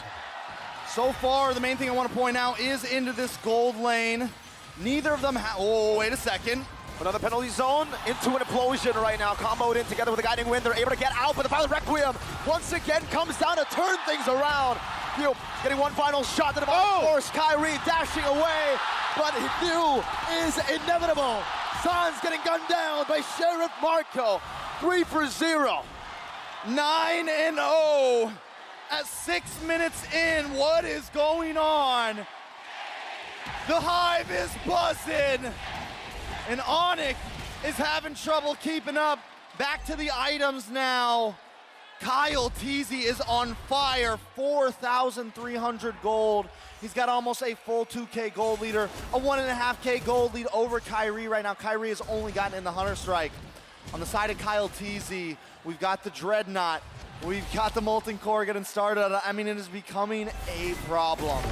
So let's think about it here once again, given the fact that AP Bren heavily in the lead right now, most likely we'll be able to just secure this turtle as well. The third one of the game, it's better for Onyx just to wait, buy time, get to a point where you are online. Kyrie has struggled for the majority of this. Sands needs a couple items as well in this Lilia to help pump out the damage. And with that, the next turtle's taken here for AP Bren, and they go right for the purple buff, but Kyrie does not get it this time. Kyle Teasy. He's feeling a CW now. In that goal, it'll be Dovan. He doesn't even need Kaltizi to jump on him. It's Super Marco who gets him down with the quick draw. Yeehaw. Yeehaw, partner. And he just locked in the Berserker's Fury for Super Marco. He's gonna be unloading. He hasn't even come into the equation yet. Onyx, on the other hand, oh, wait a second. You're going again? Spatial migration of the Violent Requiem into the Raging Sandstorm. The Wombo combo once again under the tier 1 to catch Keyboy for the 4th time in this game. 11-0, AP Brenner slaughtering Onyx. And Flap Teasy just got in the Blade of Despair as well. A lot of time he won't build that up front, but when you have this much of a lead, you are just gonna hammer that item in. And now that is gonna put them even more ahead. That double combo that they've been landing every time, the Violent Requiem onto 1 or 2 members, Flap Teasy comes in with the Raging Sandstorm. How does Onyx even compete with that? Using Keyboy right now on the Tigreal, I'm wondering whether that was a good pick. I was wondering if they should go for something a bit more supportive. They went for the aggressive Tigreal, but the thing is how can Keyboy catch any of them? The movement is everywhere, from the spatial migration, the guiding wind, all of the above. It just seems like a very tough game for Onyx. Tough game as well for Kyrie as in terms of the jungle, resources go. Flap Teasy though, look at the damage, but Boots gonna fight back. Okay, both ultimates used. Once again, Kyle. Spatial migration, the fracture grants Kyrie from everything else. Ogwen's perfect circling eagle into Kyle Teasy's Requiem. Again, difficult game here for Kyrie and everyone for Onyx. The layering of ultimates is just on point from AP Bren right now. Lord gonna be up, and they have all control right now in this game in the 9th minute, as this first Lord will go to AP Bren undecisively. AP Bren, 8.8 gold lead. They're at the average, bro. They're at the average. They're at Onyx. They're passing Onyx average right now. I don't think Onyx was prepared for this type of aggression in game number 1. I think they completely got caught off guard. Onyx right now in complete shambles of game 1. Look at that. I know it's a long series. Look at that. But Kyle Teasy feels good. Kyle Teasy's feeling good, as he should. Alongside, once again, the 10,000 gold lead now. We have to say that we have seen things turn around before, given 10,000 gold leads, but at this point, it just looks like Onyx doesn't have the potential to find the setups they're looking for, even with a Tigreal combo. The Wombo combo is not there for them because the damage is just not online yet. Even CW, it's taken him so long at this point to get to where he needs to be on the Bruno. But now they have to deal with the Lord topside and AP Bren knocking on the base of Onyx as they approach into it. Looking for the siege with the first Lord of the game up top. Boots holding it down right now, but the Circling Eagle does come through from the side of Ogwen. Knocks Boots up just a bit. Kyle Teasy pushing some damage as well. Kyrie with a fracture. Not with the fracture, just with the passive alone. Takes the Lord down. Still value for AP Bren, but Keyboy spot out. Flap Teasy with a few slashes. A good shove back for the rest of the team, but that's a flicker burnt out by Keyboy, and that's even more value for the Bees. A good play by Keyboy there. The average roamer may have panicked, hit the implosion. He knew, I just gotta get out of here. If I hit the implosion and try to force my team out when we're at a 10K gold deficit against AP Bren, it's just not a smart play. Taking a look at the items, right now Super Marco getting decked out. Looks like he's gonna be working into the BOD next. Once he gets that, then it's a lot of trouble. That's a dive all the way. Calteezy able to knock up one. Ogwin doing a little bit of that capitalization, but Onic were still able to fend off of this defense. AP Bren falling back, playing it disciplined. They are calm. 12-0, 10,000 gold lead. That's big bounties on the board if they lose their lives. Yeah, they gotta keep it together, right? Take the discipline route. Now, the one thing, too, that has been pointed about AP Bren in M5 specifically is the chance that sometimes they do let these leads kind of slip out of hand a little bit, right? But for the most part, they're able to keep things under control. Now, this time, Onic looking to punish a mistake from AP Bren.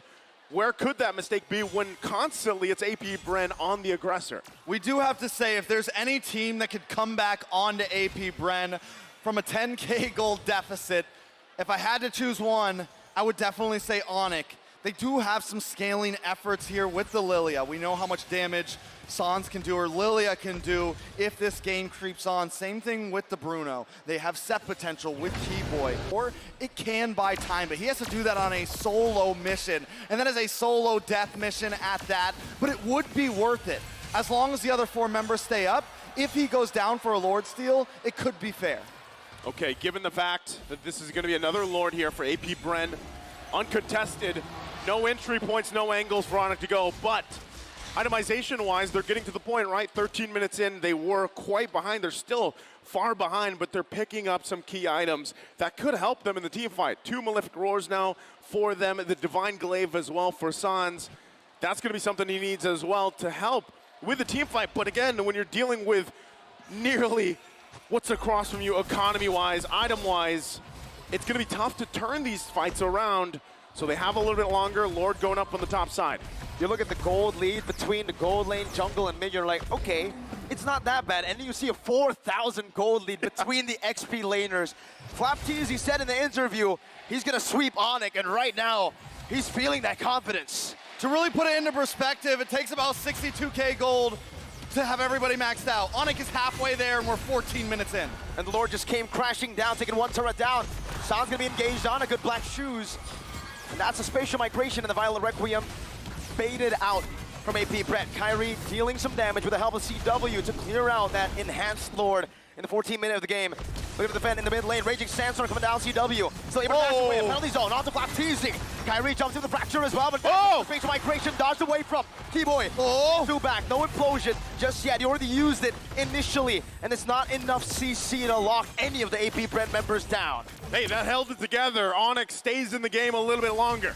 The way that they juggled that as well, back and forth, didn't lose a single member, honestly, is a miracle in a sense. Onic able to kind of juggle all of that damage, use the skills correctly, and nobody went down. And this is at a 12,000 gold. Oh! Big shove over Raging Sandstorm, though. Not going to be able to catch anyone. Boots in the back line, finds the penalty zone. Oh! 4 members, almost turning it around, bring it back. Super Marco, grenade bombardment to poke them down. One more shot might take CW out, and he dashes out of it, slides out of the range. Still, AP Bren, you're seeing it happen, right? The further the game goes, they got to respect this damage now from Onic a little bit more, right? We talked about the key items being picked up, the Malefic Roars, the Divine Glaives, allowing some of this penetration to go through now. It's happening here, but still, there's quite a disparity amongst the lanes here, the roles. All right, so taking a look back at these items, CW still trying to bide a bit of time, but he's got the Malefic Roar in now. So he's got 3 items in. He's able to actually punch a nice bit of damage. We saw how fast he can melt down the Lord. Honestly, at this point, AP Bren was testing the waters in a sense of, can we end the game without a Lord here? Can we do something huge here?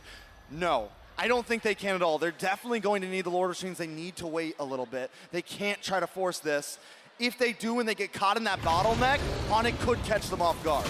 The 12,000 gold lead ahead right now, but Super Marco, again, he went for the Great Dragon Spear here as his final item, I believe. Yep. Yeah, and so no Wind of Nature, right? That does give an opportunity to Onic to maybe look for a dive, a flank towards Super Marco, but for CW, he actually is building towards that Wind of Nature. Yeah, that could change the course of some of these fights. He also just picks up the DHS.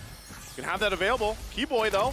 Caught in the Circling Eagle into the Violet Requiem, into the spatial migration, and it gets melted down, taken out. That's an unstoppable record for Flapteezy. AP Bren pushing their lead even further, catching Onyx once again and picking up, this time still, an enhanced Lord. Becoming a little bit of a problem here. Onyx still on the back foot, and I'm talking waves coming in from every angle. If they can pull off another defense, they've got 17 seconds until Keyboy is back up. He was very important in defense. Oh! Black Shoes barely in time. Flapteezy able to flicker out with a big sand guard as well, but the Demonic Force comes down onto the base. AP Bren have dealt with 2 base. CW's low, very low, forced back, still not dead though. Keyboy respawning back in time, but AP Bren will have an enhanced Lord up top, marching down. You know, there's something really important we got to point out here. Onyx is still yet to get a singular kill. Yeah. Kairi has not found anybody. What is going on right now? Lord encroaching in. This is a big one. AP Bren looking for an opening to get an initiation few.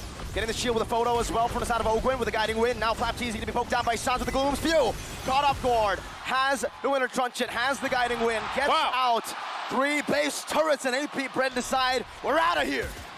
They're out of here, and Onyx still looking for a kill on the board, and even a turret. They have no space to work around with right now, but one thing's for sure, they're fighting.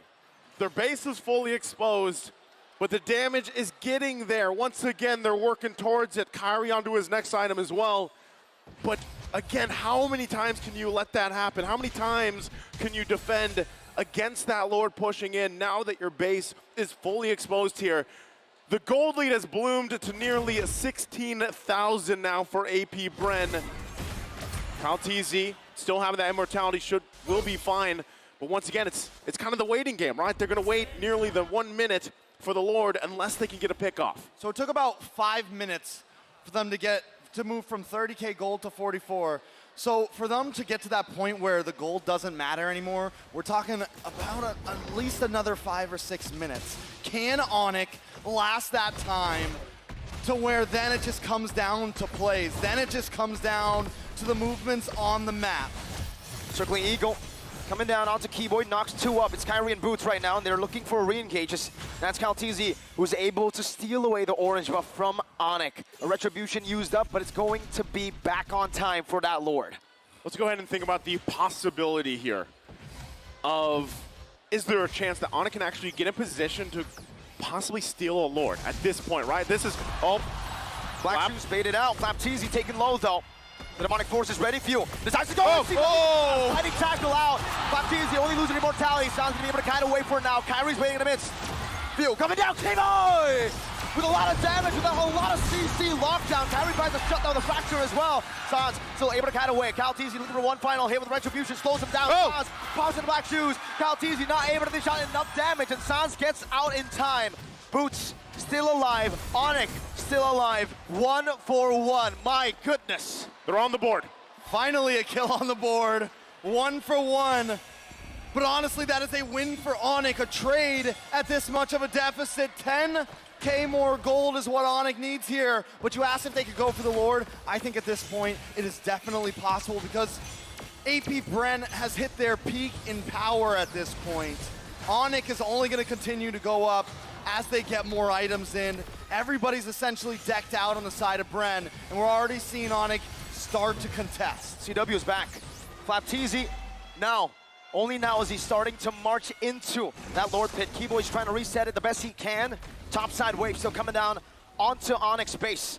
They need to be able to do that housekeeping. They're gonna have to deal with these waves. Meanwhile, AP Bren gonna keep the Lord less than half health for now. They're gonna send CW back to deal with it. Flapteezy also putting the pressure. Onyx gonna run back. Ogwyn using the Circle Eagle, but nothing can happen just yet. Kairi though, he's gotta get out as well. But the Lord, 20 minutes in, CW had to move up top. They had to send him down. Not a whole lot they could do there. Maybe switch over to Boots, but they want that engage. They want to try to give Kairi enough space, and I get the idea, right? CW, yes, he's their damage dealer, but I don't think they were going for a team wipeout or anything. They're going, let's buy time. Let's get a moment where we can CC everybody and Kairi can steal the Lord. That was denied. Taking a look at the items, everybody on the side of AP Bren is decked. Can Onyx defend this, Mirko? Not too sure about this, man. I mean, 13,000 gold lead for AP Bren, but like you said, the later the game goes, Onyx will make that gold lead irrelevant. Kyrie's dealing some damage. They're actually holding out the waves. Yeah, with that too, Super Marco is going to pick up the Wind of Nature for this fight. It comes down to this Lord push as both teams poke back and forth. Winter Truncheon already used up by Few. He swapped into Immortality right now. CW to be brought back to the team right now. Is a regular Sastorm. Will be hours away from by Kyrie. CW pops into Wind of Nature, able to shot some damage. Kill. The base is wide open, but it's going to be cleared out. Sans in the back, doing some damage. Immortality's falling left and right. AP Bren losing members. Caltese with the patient by break. Base an implosion, and just like that, the Sky Kings descend from the skies back to the Philippines.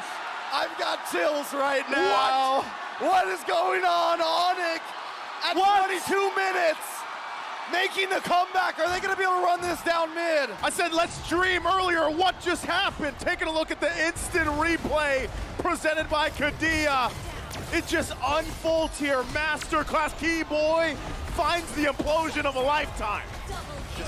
Keyboy, that one play. Now the base is wide open. One straight push. Is it all they need? Onyx! What in the world was that? It should not have happened. It couldn't have happened.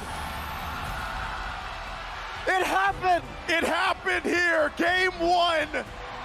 Killless, turretless, 14K behind, and Onyx comes back and takes game 1. We're talking at 15 minutes, 0 kills on the board. How? Nothing. How? It's Onyx time. Oh man. I have nothing to say. Again, when you count them out, that just happens again. Fully exposed base, everything going in favor of AP Bren, and they turn it around. All they had to do was buy time. They knew their goal, they knew the assignment, they knew their objective, and that clock was ticking. I called it from around 13 minutes. They need just a little bit longer. I'm sorry, casters, we gotta take it away, but even for us, that was an incredible game. 22 minutes. We've held it! You guys have held it!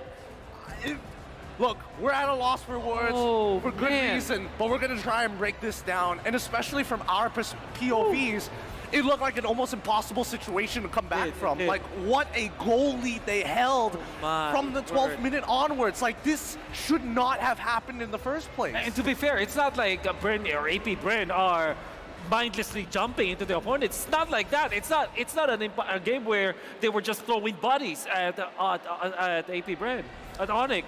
It's crazy. But let's break it down, right? There are so many MVP performances that you would give to the side of AP Bren, but this guy, oh my God!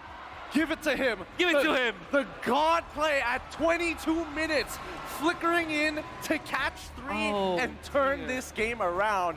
This is what we call a revolution. This is the moment where it's like, enough oppression. It's time for us to be free. After the updates on the Tiger, where you're able to kind of suck your opponents into that big bubble, into that implosion, you would think that, okay, yeah, surely that is going to be a broken ultimate, right? But nobody actually used it like that. Keyboy used the dash as well as the flicker in combination with one another so that he's able to land that beautiful implosion at the end. The timing and his patience was just so good. It's one of those moments where you fail to imagine how he's able to pull it off. Exactly. Right? From his POV, all he sees is just a leg.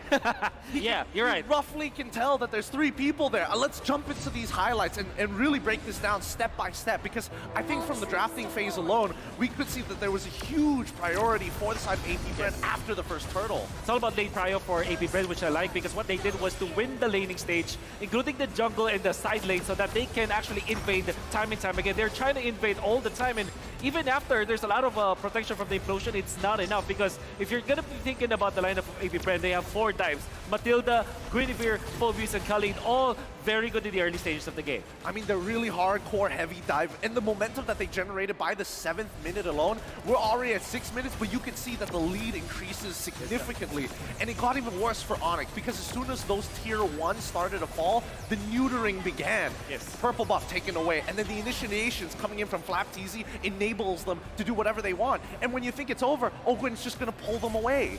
If anything, AP Bren just showed us how to jungle choke. They had a wonderful way of doing it. They cleared the waves in the middle, and they make sure that 4 of them will be into that purple buff at the most perfect time, and they will try to just do it their best. And I guess it is one of the better initiations coming out from Onyx, but I didn't think that there will be another like this, especially after AP Bren secures the Lord.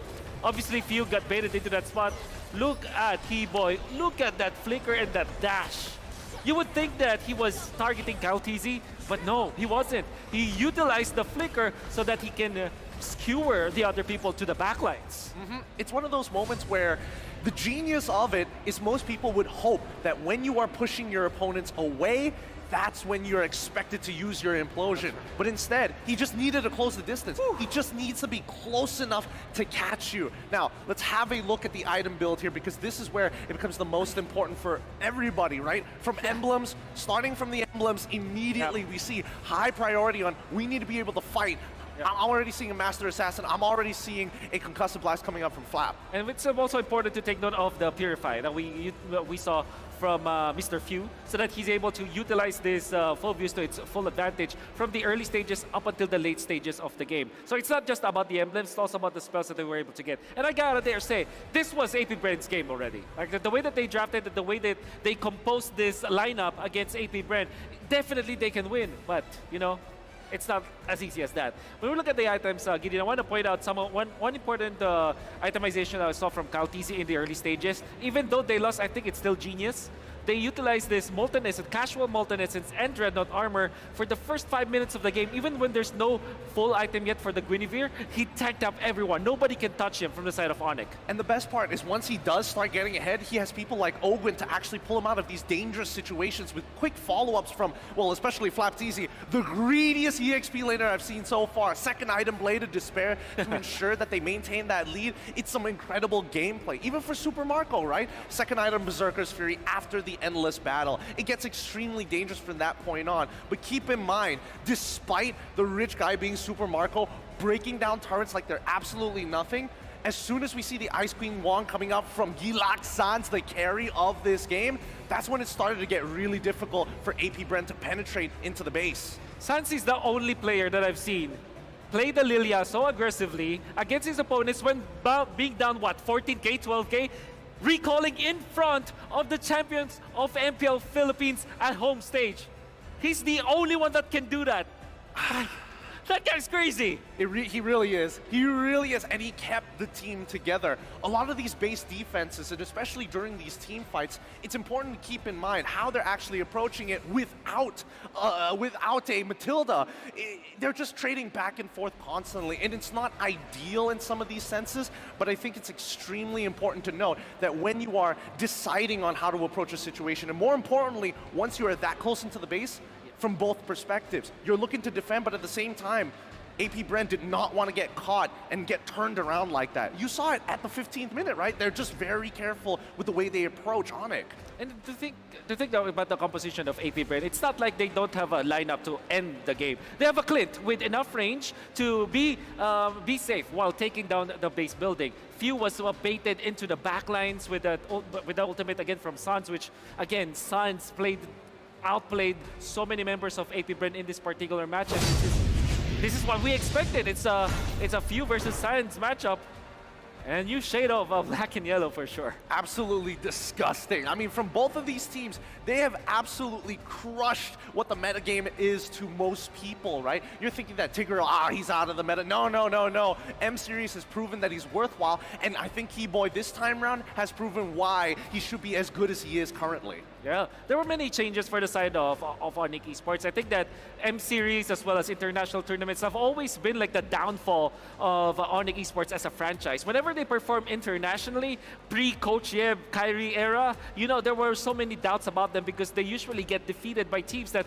weren't supposed to defeat them. But right now, they're on their way to the golden road. Yep. So far, one step, you know, nearer the grand finals and nearer to get the finish on that golden road. Absolutely, and I think this has been an incredible journey thus far, and it continues to show why that both of these teams live and breathe Mobile Legends. They're moving their limbs, they're moving their heroes like their limbs. It's crazy to give credit where credit is due, but at the same time to appreciate where we are just humble beings compared to these absolute gods of the game. You know, I made a tweet actually. If you're part of our group chat in the caster group, I'd say, oh, so this is how gods play Mobile Legends. It's just not fair. It's unfair. I mean, how do you even play like that? How do you play from being down 14k gold, recalling in front of your opponents, in front of the home crowd as well, and then still win the game? Unbelievable stuff. Yep. The worst part, had a single member of Onic died on that base defense, it would have been absolutely over, right? If they were missing a single ultimate, AP Bren could have closed out that game. Had Super Marco had the space to hit that crystal, this game would have already been done for the side of AP Bren. But with that being said, we've got some content to show you guys. This is going to be interesting, right? We've got an entire series left to go, so take a breather and enjoy.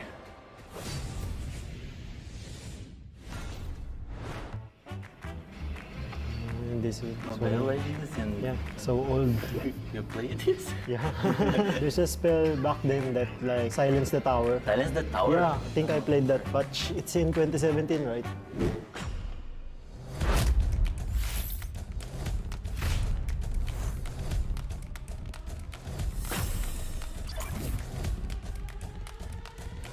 Yeah, you have to only give me one answer, right? Okay. Okay. I think it's Layla. Layla. Of course. Layla. What? Season 1 Layla. That's so different. What do we get? Outfit is less skin. Vexana? Vexana or Eudora? Vexana, the face like. Oh, alright. Eudora. I started to play with Kadita. I play Layla. I play Layla also. Why did you pick that hero? Layla is like the default hero that start in the tutorial. Random? I don't know. I entered the pro scene when MPL Season 1 started in the Philippines, like way back 2018. The thing who inspires me the most is my brothers and my cousins. They're the one who introduced Mobile Legends to me. How do you know the game? Yeah, in my friend. We don't know together and playing, I think 2016. I see Season 1 Mobile Legends ID, I see Rek. Blood God. Yeah, look so strong, so good playing. And then I want to go to beat them. Now you're better than Rek. No. What change do you see in the game? Who do you want to answer? Of course, you. Me. I think the major changes I see in the game is playstyle. Like then it was like more micro, just individual. Now it's more on teamwork. Yeah, I think the same. Yeah, same. Which is your favorite patch? My favorite patch is in M3 with the supports. Oh, M3 is like marksman meta, right? And marksman and support meta and Alici because I like Nathan, playing like that. Alici when I almost die. Oh my god, I have a support here to help me. How about you? Same. Okay. Your experience in your first pro team. Experience in my first pro team, just like brotherly, more focus in the outside game rather than in game. Like when we have mistakes in game, we don't trail each other because we don't want to hurt each other feelings. But now you cannot do that because your team will not improve. My first team, Onic. I think before that's not good. I just joined, right, and then so many like internal problems, and then I cannot see the positive. And then but slowly more good. Trust the process. Yeah, just trust the process. Nice. For me, my jungler would be Carl TZ. For tank, I pick you, Kiboy. Okay. Yeah. Mage, I want Odil. For gold, Kelra. Explain would be Edward. I think my team is Edward, Kyrie, Sans, Kiboy, Kyler. How about you, bro? I think first XP Edward, Keora, Kyle, Pale, Yeah. Baloiski. No, Baloiski. The best for Natalia. us, guys. Natalia Roma. For me, I think as long as my teammates and coaches are trusting me and I can see that I can still like compete in a high level, I'll just continue playing. In my opinion, I will continue my life with pro player because I like playing Mobile Legends. And you? I think if I can still playing like before, I have like for my Injury? hand, yeah. Yeah, you have injury. My muscles, something like that. If I have team, I still play.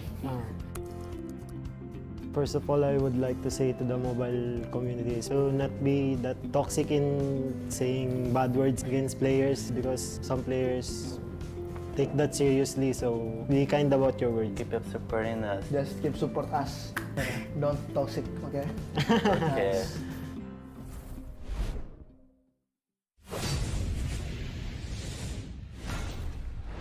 And welcome back once again to the matchup here. I think we had plenty of time to digest what just happened.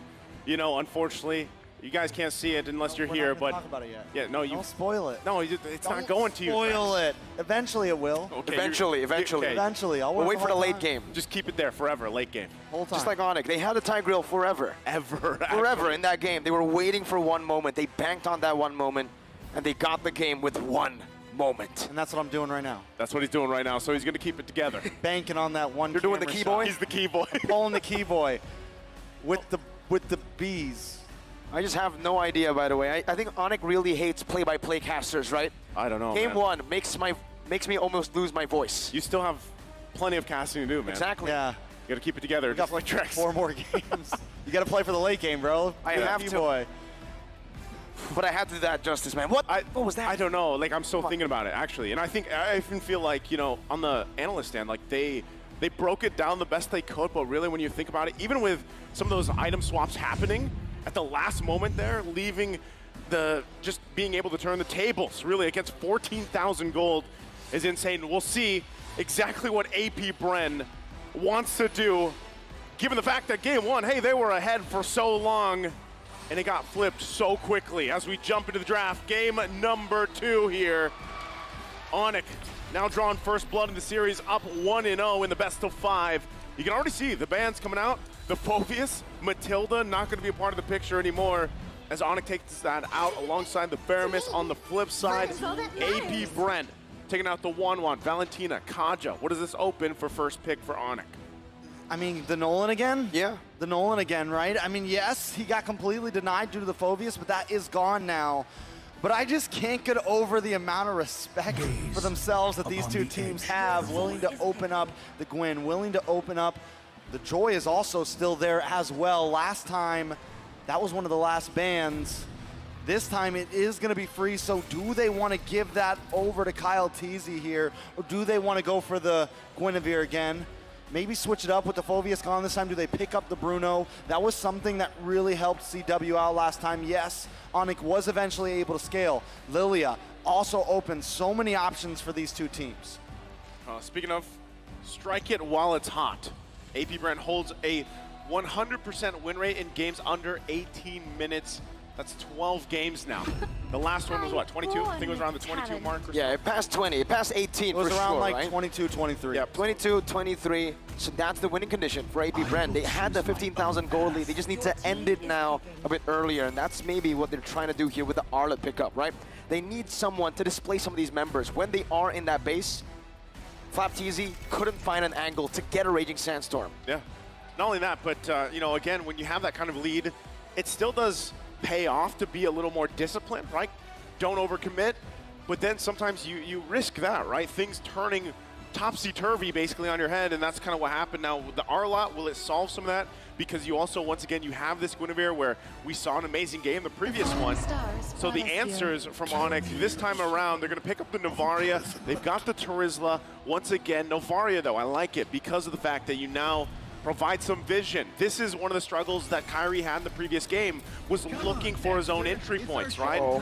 That's the struggle, but now with the Novaria, that'll help. And there's the answer once again. AP Bren is going to pick up Claude here for Super Marco, a signature hero pick. Yeah, and something else that can dive into the back line, try to lock on a Novaria, be harder to hit for the Novaria, but because Onic doesn't lock in a gold lane this early, Coach Ducky gonna start closing in on that. Take out the Bruno, maybe even take out another Brody, something like that. Definitely a possibility. CW does do wonderful on it. On the side of Onic, they don't think this Arlet's gonna be an EXP laner, huh? There's an Arlet, there's a Gwyn, right? Both can be flexed, so Yeah. Onic are like, you know what? That gave us a lot of problems, right? Let's ban that out from the get-go Just now. in case. Take it away from Mr. Flap. I mean, AP Bren literally played the Phoveus mid lane last time, and they played it wonderfully. I would not put anything past them at this point, but looking at Onic also, the Novaria, I mean, it's not done very often, but it could be flexed over to the roam position. I mean, you know ID a little bit more. Do we ever really see Keyboy play something on the more support side? We have. Multiple times. You know, the Novaria even, it was, I believe, once in MPL Indonesia, but he plays a lot of the supports, even the Rafaela, back when it was meta. Yeah, that's how flexible he's been, right? He can use the healers, but also, that has just been banned away. No one moment, one win anymore. That was when we were, again, talking about, like, what is the win condition? Let's imagine here, well, that hero right there. Just take it out of the picture. It's handled. Paquito also still taken out, focusing on that XP lane against AP Bren here. Onyx still trying to get this favorable matchup if they can. Now, one thing, too, is you guys talked about it, right? Really that kind of double mage setup. If the Novaria does go in the roam, and then you can still provide something in the mid lane, you know, exactly what would that be? The fact that Valentina's taken out here, you have to work around that. Minotaur, though, going to be locked in for AP Bren for that 4th pick. I almost feel like maybe they didn't plan on putting the Arla, or if they did put it in mid, it was going to be flex. Coach Yeb's like, listen, either you're going to play that in the mid, or you're going to have a terrible EXP matchup. And they possibly force Ducky's hand into picking up the Minotaur because they don't want to have Novaria and whatever other mid they choose. They don't want to have Nolan deal with the disruption of, you know, of the R-Lot on the mid side. And this Minotaur was one of the reasons as to how AP Bren was able to beat Onic in the group stages of SPS. Yeah, it can do work, of course. You know, it's in a similar fashion, you also provide some sustainability. But here's one of the answers, right? For these tanky heroes, the carry's going to be locked in and rounded out with a Grok. Wow. Very interesting pickups here from Onic. They can't go for a 5-man implosion. Now they'll go for a 5-man knockup, maybe. Yeah. Big knockup, big damage. They have some early game potential. They have their late game covered. They have vision. They have the whole package here on the side of AP Bren.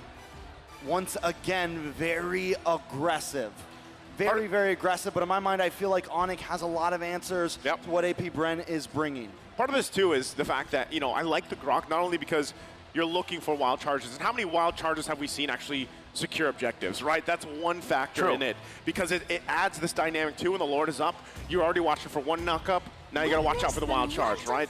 But also, it's a good peeling effect. Oh, here we go again. Once again. AP Bren pulls through with an Odette pick. Okay, so me and Gideon were brainstorming this a lot the day that Odette got picked up. Yep. And a lot of it was, okay, it helps against a lot of heroes like the Joy, like the Nolan, because here's the thing. It's not, it supplies something that the Yve or the Pharsa could supply in a sense of zoning, but it's constant damage. You don't have to aim it. And she has the dash. She has a way to kind of dash back from the Nolan. And as long as their marksman can kind of hang out in that space, it is a very safe and free space to just unload.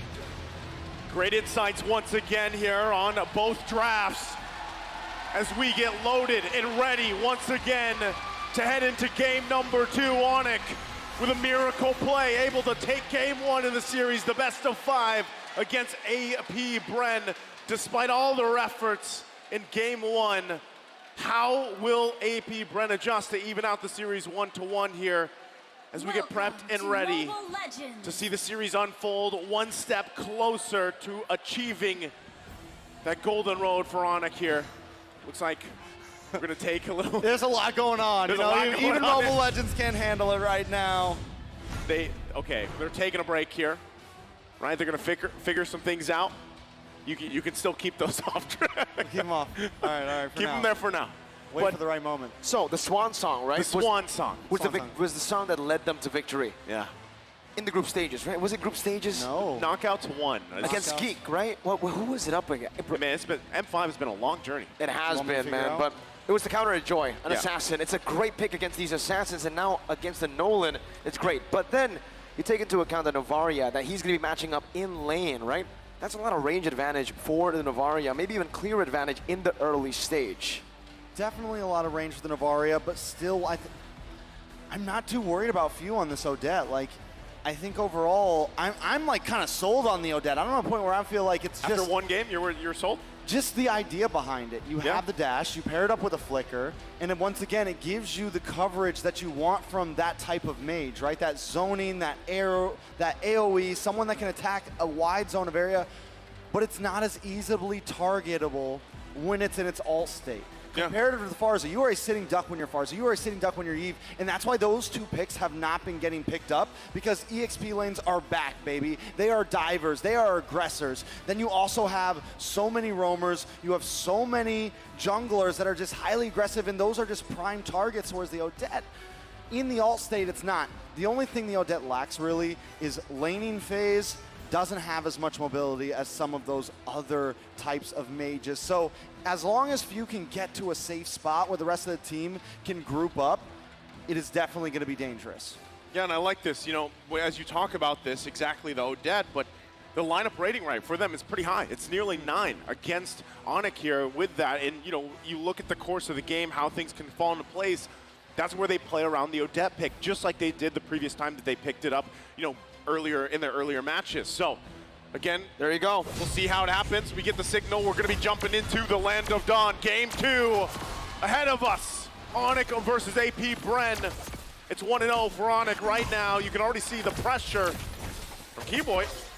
Doing some damage. Oh, a flicker as well. Burnt out by Keyboy here. But I do want to talk a little bit more about this Odette. In the matchup that we saw previously when Few picked this up, the Odette was also picked up against the carry. So now it's an assassin and a carry, right?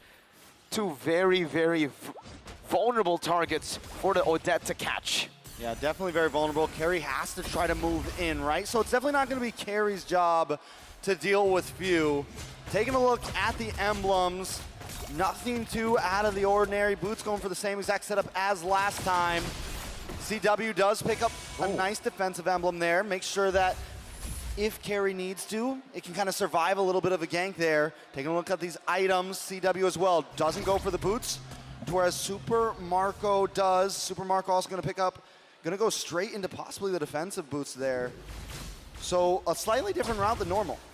Okay, speaking of, they already get the flicker out from Few, right? Putting the pressure there. Sans takes a shot, Ogren's going to block it, but you see how this time around, because Kyrie has this type of lineup to work around this Nolan pick, it allows him to farm up pretty confidently. He is a little bit ahead of Kyle Tizia as well right now, right? So Turtle's going to be up here in just a couple seconds. They'll both get in position. A lot of these still trying to get that level 4. The ultimate's available. That's why they're parking themselves in the XP lane. Both junglers lead into the Turtle.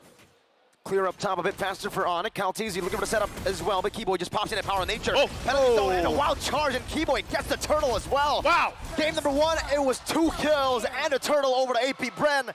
Game number 2 starts off with Onyx doing the same thing. That is a big switch up from what we saw last time. This time Onyx bringing the aggression.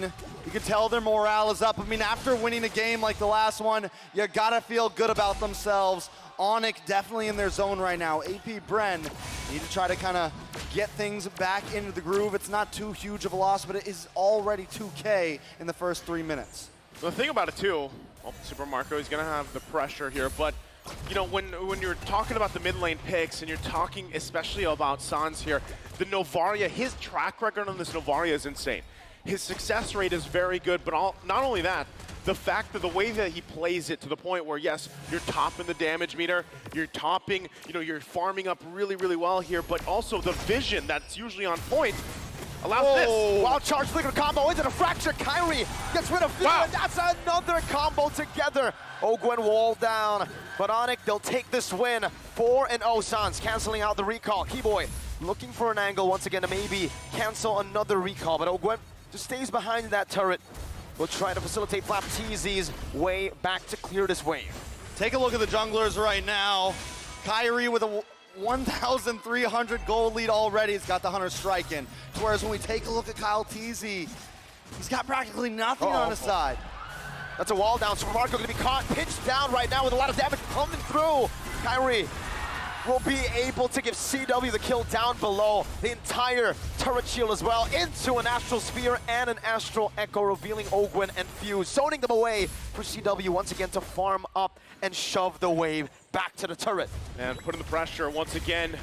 Sans is just on point so far. Even with the lead that he's garnered himself, right? 2-0-3 on the Novaria allows him to continue to do this. Just kind of siege from, the safety, from distance. That's why the Novaria is so great.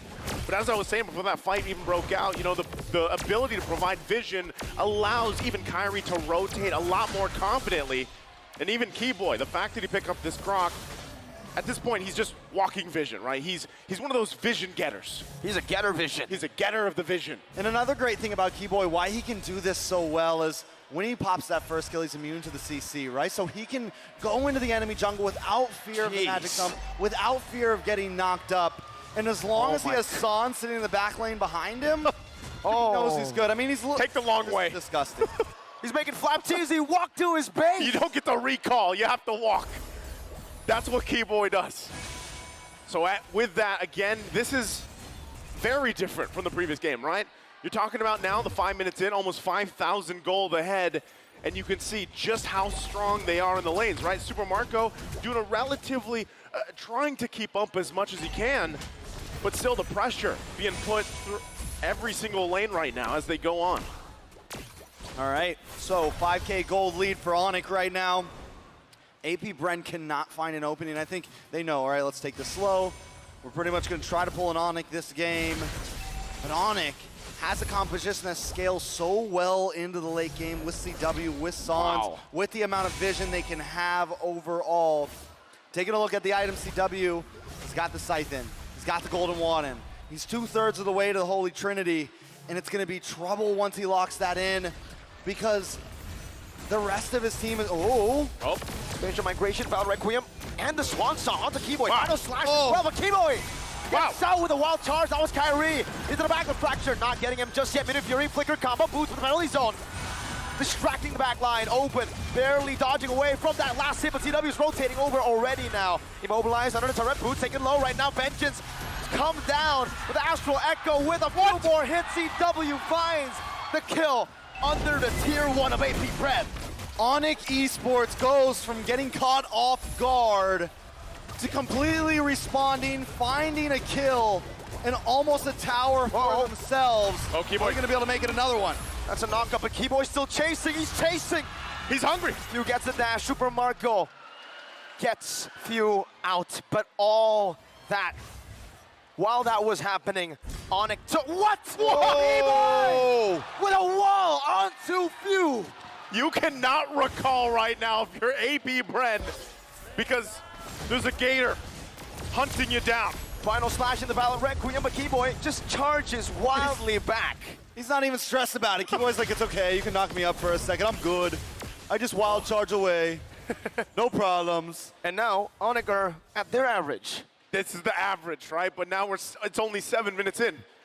It's kind of crazy to think about what that gold average is that they have leading into M5, now the 8.4K ahead. And it's flipped around. It's weird, right? You're 7-0. Is this what these games are going to be, essentially?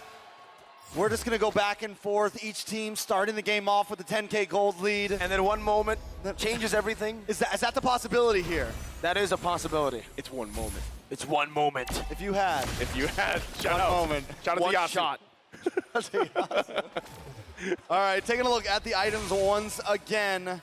Few just getting that first item in. This is a problem, right? This is. We saw the same thing from AP Bren last time, but I would argue that AP Bren has a slightly worse composition to try to pull off what Onyx did last time. And AP Bren didn't have the scaling capabilities that Onyx has this time. CW is just getting involved into these team fights. It's only been a few minutes. And now that they're grouped up, now that they're ready to push in, it's going to present more and more of a problem. Yeah, it's crazy when you think about it too, right? The fact that we talked so much about this Odette pick, but unfortunately for the game, it's really just been stopped, right? You really haven't been able to see the Swan Song do anything just yet. You see AP Brent dealing with the siege from a distance, and once again, why that Novaria pick was so great. It was so crucial for the game plan here for Onic as they approach this game. Even with that, right, you need, you know, when we looked at the comparison, as this Lord is just going to be taken uncontested for Onic, when you looked at the comparison, right, the lineup power was in favor of AP Bren. Yep. But they have not been able to execute the lineup that they've drafted. Again, looking at Novaria here, this is why teams love this hero, and they pick it up, not only for the vision, but the insane damage early on from safety, essentially. Yeah, and the vision just supplies so much. I mean, especially when you have a lead overall, that is when you can really just start to get the noose around the neck, right? That is when you can really just start to keep AP Bren exactly where you want them at all times. Onic really starting to close in now. Wow. Gonna try to take this tier 2, and AP Bren can do nothing about it. Rose Gold Meteor built up for CW as well, so if the Swan Song does get utilized into the back, get CW, he'll still be able to survive it. 3-man Astral Echo as the Lord marches down bottom lane. This time with the first Lord looking for one base turret. Final smash flicker combo. Not going to be able to connect right now. CW free hits. Keyboy in the back. This might be the full zone into the wild charge. Keyboy taking low. Swan Song and the Minas Fury Boots caught in enemy territory. 1v4, but the Lord was able to deal with the base turret. Now Super Marco's chasing Boots, but Boots is unkillable. He just walks out of there. The body of Smith. The BOS. The body of Boots. The body of Boots. The Bob. That's what worked there. The Bob. I have to say, still almost worth it, honestly, for Onic. At this point, when you're that far ahead, you can toss a body under the tower as long as you get the tower. Onic, if they want to try to close this out quick, they have to make sure those towers go down. Kyrie just stole the orange buff? Yes, he did. Looks like it. He's having a much better game this time around. Kyle Teasy, on the flip side, struggling this time, right? Even with the same pick, but really it's that lineup. It's the lineup difference here for Onic this time around, and now they're the ones, right? With the 13,000 gold lead. So really, if you're trying to think about it as they get ready, is Onic the team to just go ahead, slowly kind of whittle down the defensive of AP Bren here until that next Lord. And at the same time, they still have the tools to actually force a fight, even if it's just Sans. Give them the vision, poking them down like that. Oh my God. He gets out very, very close. Are you telling me Onic want to go for the siege without a Lord? That they do in the mid lane. Baser are going to be taken down. Boots, penalty zone, locking him down. Wild charge. Keyboy flickering back. CW melted Ogwen. And now it's Kai with a fracture of Minas Fury. Even onto the blazing new effort. It's a double kill for Kyrie, and Super Marco is forced back. Flap Teasy falls. Game number 1, they ended it in 23 minutes. Game number 2, they're looking for the end in the 11th minute. No mini waves, they have to back up. Super Marco defending with 1 H1 member. 11-1, what the heck? Another what the heck moment for Onic. A drastic difference from game 1, calm and collected. Wow. They ended quickly, 2-0 in the series. The stadium is filling up by the minute. More and more people are flooding in to watch this series. Onic wins game 1 in 22. They cut that in half for game number 2, 11 minutes. They did not pull what AP Bren folded last game. 11 kills, 11 minutes, 1 kill. AP Bren. There's a lot of ones. There's a whole lot of ones. This time around, we're going to have this broken down further with our analysts. Guys, take it away.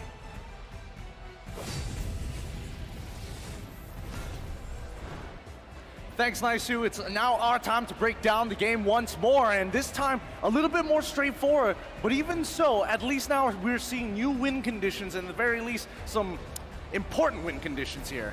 And the most important win condition for the side of Onic, the way that they drafted is to win the laning stage. You can see that when they pick up the Nolan, we know that this is a hero that can, you know, outspeed almost any jungler out there when it comes to farming speed. But there wasn't any kind of invasion that happened coming from the side of AP Bren. Now, if you're going to be looking at the side lanes, Teresa versus Arlott, that lane's a wash. You know, it's not happening. It's not happening. But carry going up against the Claw. We know that traditionally carry wins versus the Claw, especially if you know the matchup so well. And then if you're gonna be looking at the mid lane, that is when AP Bren can be seen as very, very slow. We can see Odette plus the Minotaur. If you compare that to Grok and Novaria, man, your lane prio is heavily tilted towards Onyx. And that guy, again, is the MVP. I mean, you got to give it up to Keyboy. This guy, he really, on this Grok, it's so good to see these traditional picks start to come back into this particular game, because not only is he giving vision, but he's really emphasizing the mistakes of AP Bren. Oh, you make too much of a mistake in your lane, I'm going to make you walk back from tier 1 to tier 2 till your base. Yeah, I think the way that they drafted it was so good. I gotta give big props to the coaching staff of Onyx Esports for identifying this good hero, because we know that there's no Grok killer yet in the side of AP Bren. Arlott, Guinevere, Claude, and Minotaur, they won't be able to actually contest this Grok. And now, if you're looking at the Grok, it counters many members on the side of AP Bren, particularly this Claude. In the team fights, it can be used to cancel the Blazing Duet, but at the same time, in the laning stage, you have so much vision together with the Novaria. The vision and information that you can get from Onyx off the roof. And then, Keyboy just steals the turtle. I mean, once we jump into these highlights, it becomes clear how the comp is actually moving faster than it's supposed to, right? And that's something that I don't think that AP Bren was able to kind of keep up with, especially with the few again, these are minor mistakes being emphasized by Keyboy. Hey, slow down for a moment.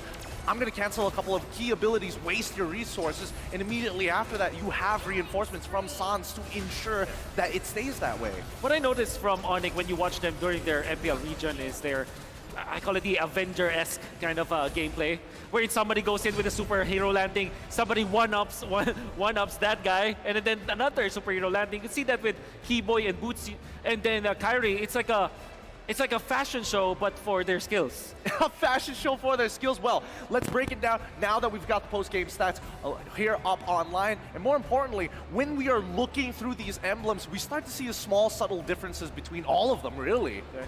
Yeah, well, for example, we can see the Grok going in for tanky emblems, naturally, but now because of the changes in the Wilderness Blessing, you would prio that if you are actually the Grok. And interestingly, Keyboy went for the Concussive Blast. Typically, we know that you go for what?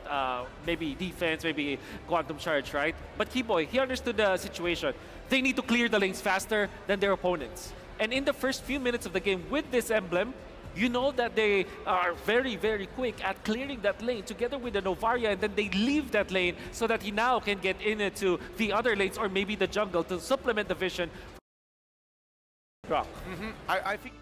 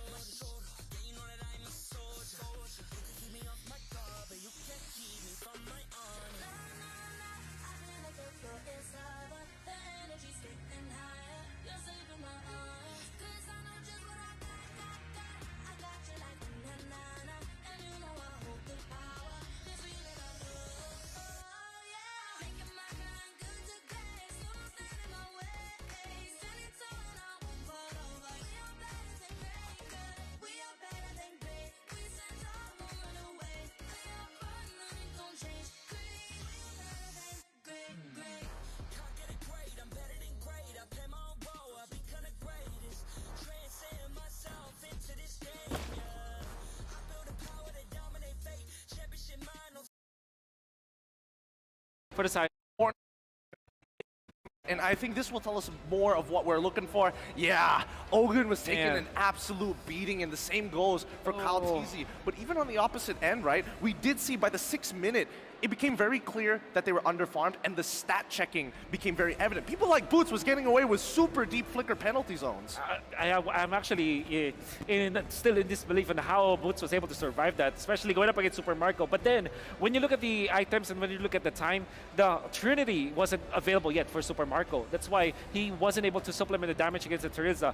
Naturally, the Terizla can just last throughout the combo of the Claude, maybe eventually be taken out. But at that moment in time, there's no way that they can destroy the body of Smith of that Terizla. You just get so much value from the DR, the damage reduction at that point of time. Let's not forget that dive coming in from the first inhibitor turret where they sacrificed Keyboy to make something happen.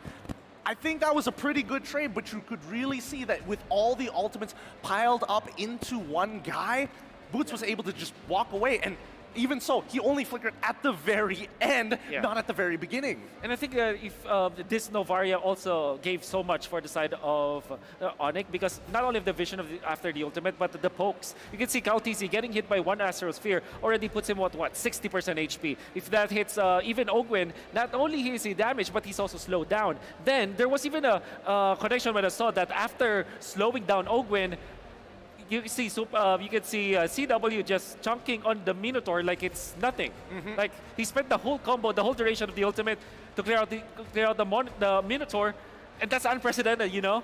I mean, when they have that much vision as they had, you could see that the raw confidence in the decision making from Onic was just very, very clean, very crisp, and more so without fear. With all the variables taken into account, there's nothing much that they have to do. With that being said, it looks like we've got something happening down by the stage with our host. So we're going to be throwing it over. Mara, what's going on there?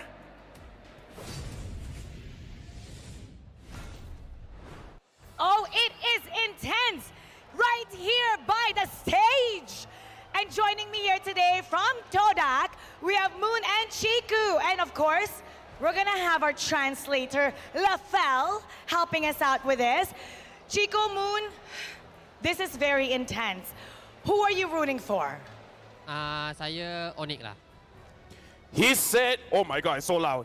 He said he's supporting Onic because game number 1, even though Onic was like, wow. But then when Onic fight back, okay. That's why he's supporting Onic. Was that accurate? That's true. That was accurate, okay. In Malaysia, it's just a few words, but there's really a lot of emotions. Okay, Moon, who are you rooting for? He's rooting for Onic. Kalau saya pilih Brand. He said he's supporting AP Brand because AP Brand, they're buzzing. They lose 2 games, but they're gonna come back. Did you feel that intense? Yeah, I feel it. Okay.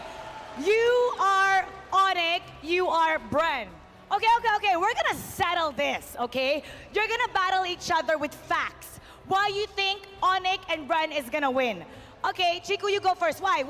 Kalau saya sebab Onic terlampau kuat lah untuk sekarang. And saya nak Indo vs PH kat final. My boy Siku, okay. He said Onic too strong. He said he want to see Indo-Philippines in the grand finals. Oh, okay. Hoo-ha! Hoo-ha! Did you say hoo-ha? Yes. You said hoo-ha. Let me hear you say hoo-ha. Let me hear you. Let me hear it. I didn't hear it. Okay, there. Okay, there you go. I thought I missed it. Okay, why do you think Brent is gonna win? Sebab Brent pernah menang MC Series juga, so dorang ada mentality tu. Let me go over here. My name is Zachary. Chiku, you don't know what you're talking about. Oh, you don't know what you're talking about. AP Brand won M Series before. They have the knowledge. They have the experience. They have the manpower. They have the bees. Oh.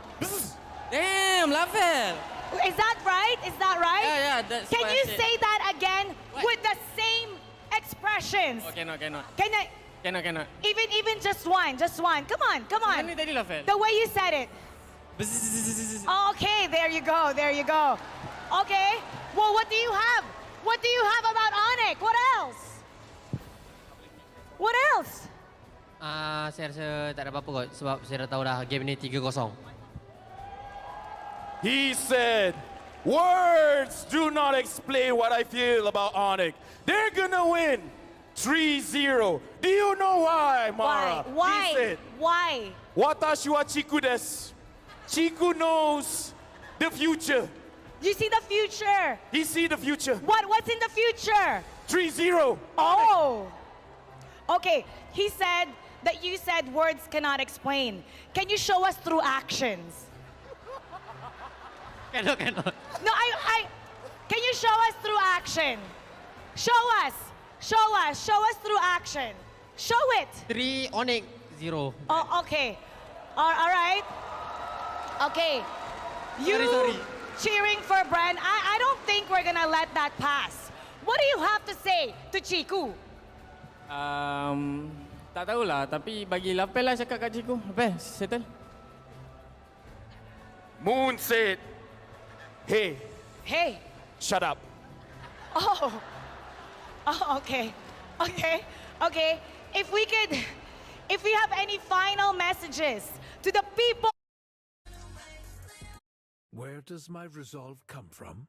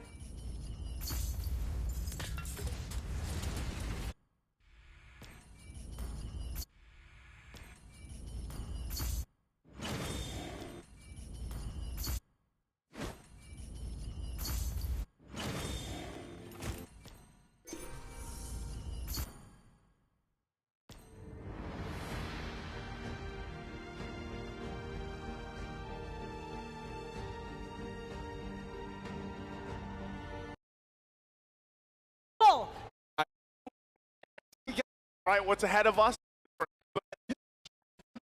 I leave this question with you. The Odette pick, we saw it work wonders before. This time it didn't really work out. So are we seeing the flip-flop of sides here? And also priority-wise, AP Bren, what do they go for against this lineup from ONIC after seeing a devastating loss in game 2? What are the adjustments here? Bands already coming forward. Faramis, Phoveus, Matilda, still ONIC on the blue, AP Bren on the red. Again. They want this. So I was going to start off with saying maybe ban out the Nolan, force ONIC to change things up a little bit, right?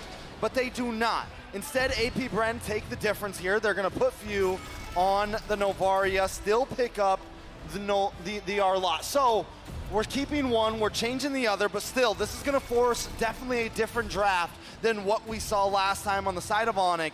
Do they continue to put Few up? I mean, do they continue to put Sans up front on their lineup? Last time they locked in the Novaria. Bruno is still open as well. Definitely a lot of options for the side of ONIC. The Bruno definitely makes sense here, right? I mean, the matchup is going to be great for CW. You need to put him on a winning matchup, but the Terizla has been phenomenal in the last 2 games. And that's going to be the Guinevere locked in, right? So AP Bren, maybe the idea behind the Novaria pick was the fact that, hey, they already picked the jungler, ONIC, right? There's no way they picked this Guinevere. Wow. But then ONIC pick it up, and then they have to go join. They can't let this go. Yeah. It'll be banned out. I think they were willing to go into this matchup, right? You go ahead, you might be scratching your heads. Why the Nolan once again over to ONIC? Well, AP Bren decides, hey, we'll take Vision, we'll take the fact that Joy is open as well, and we'll match it up against each other.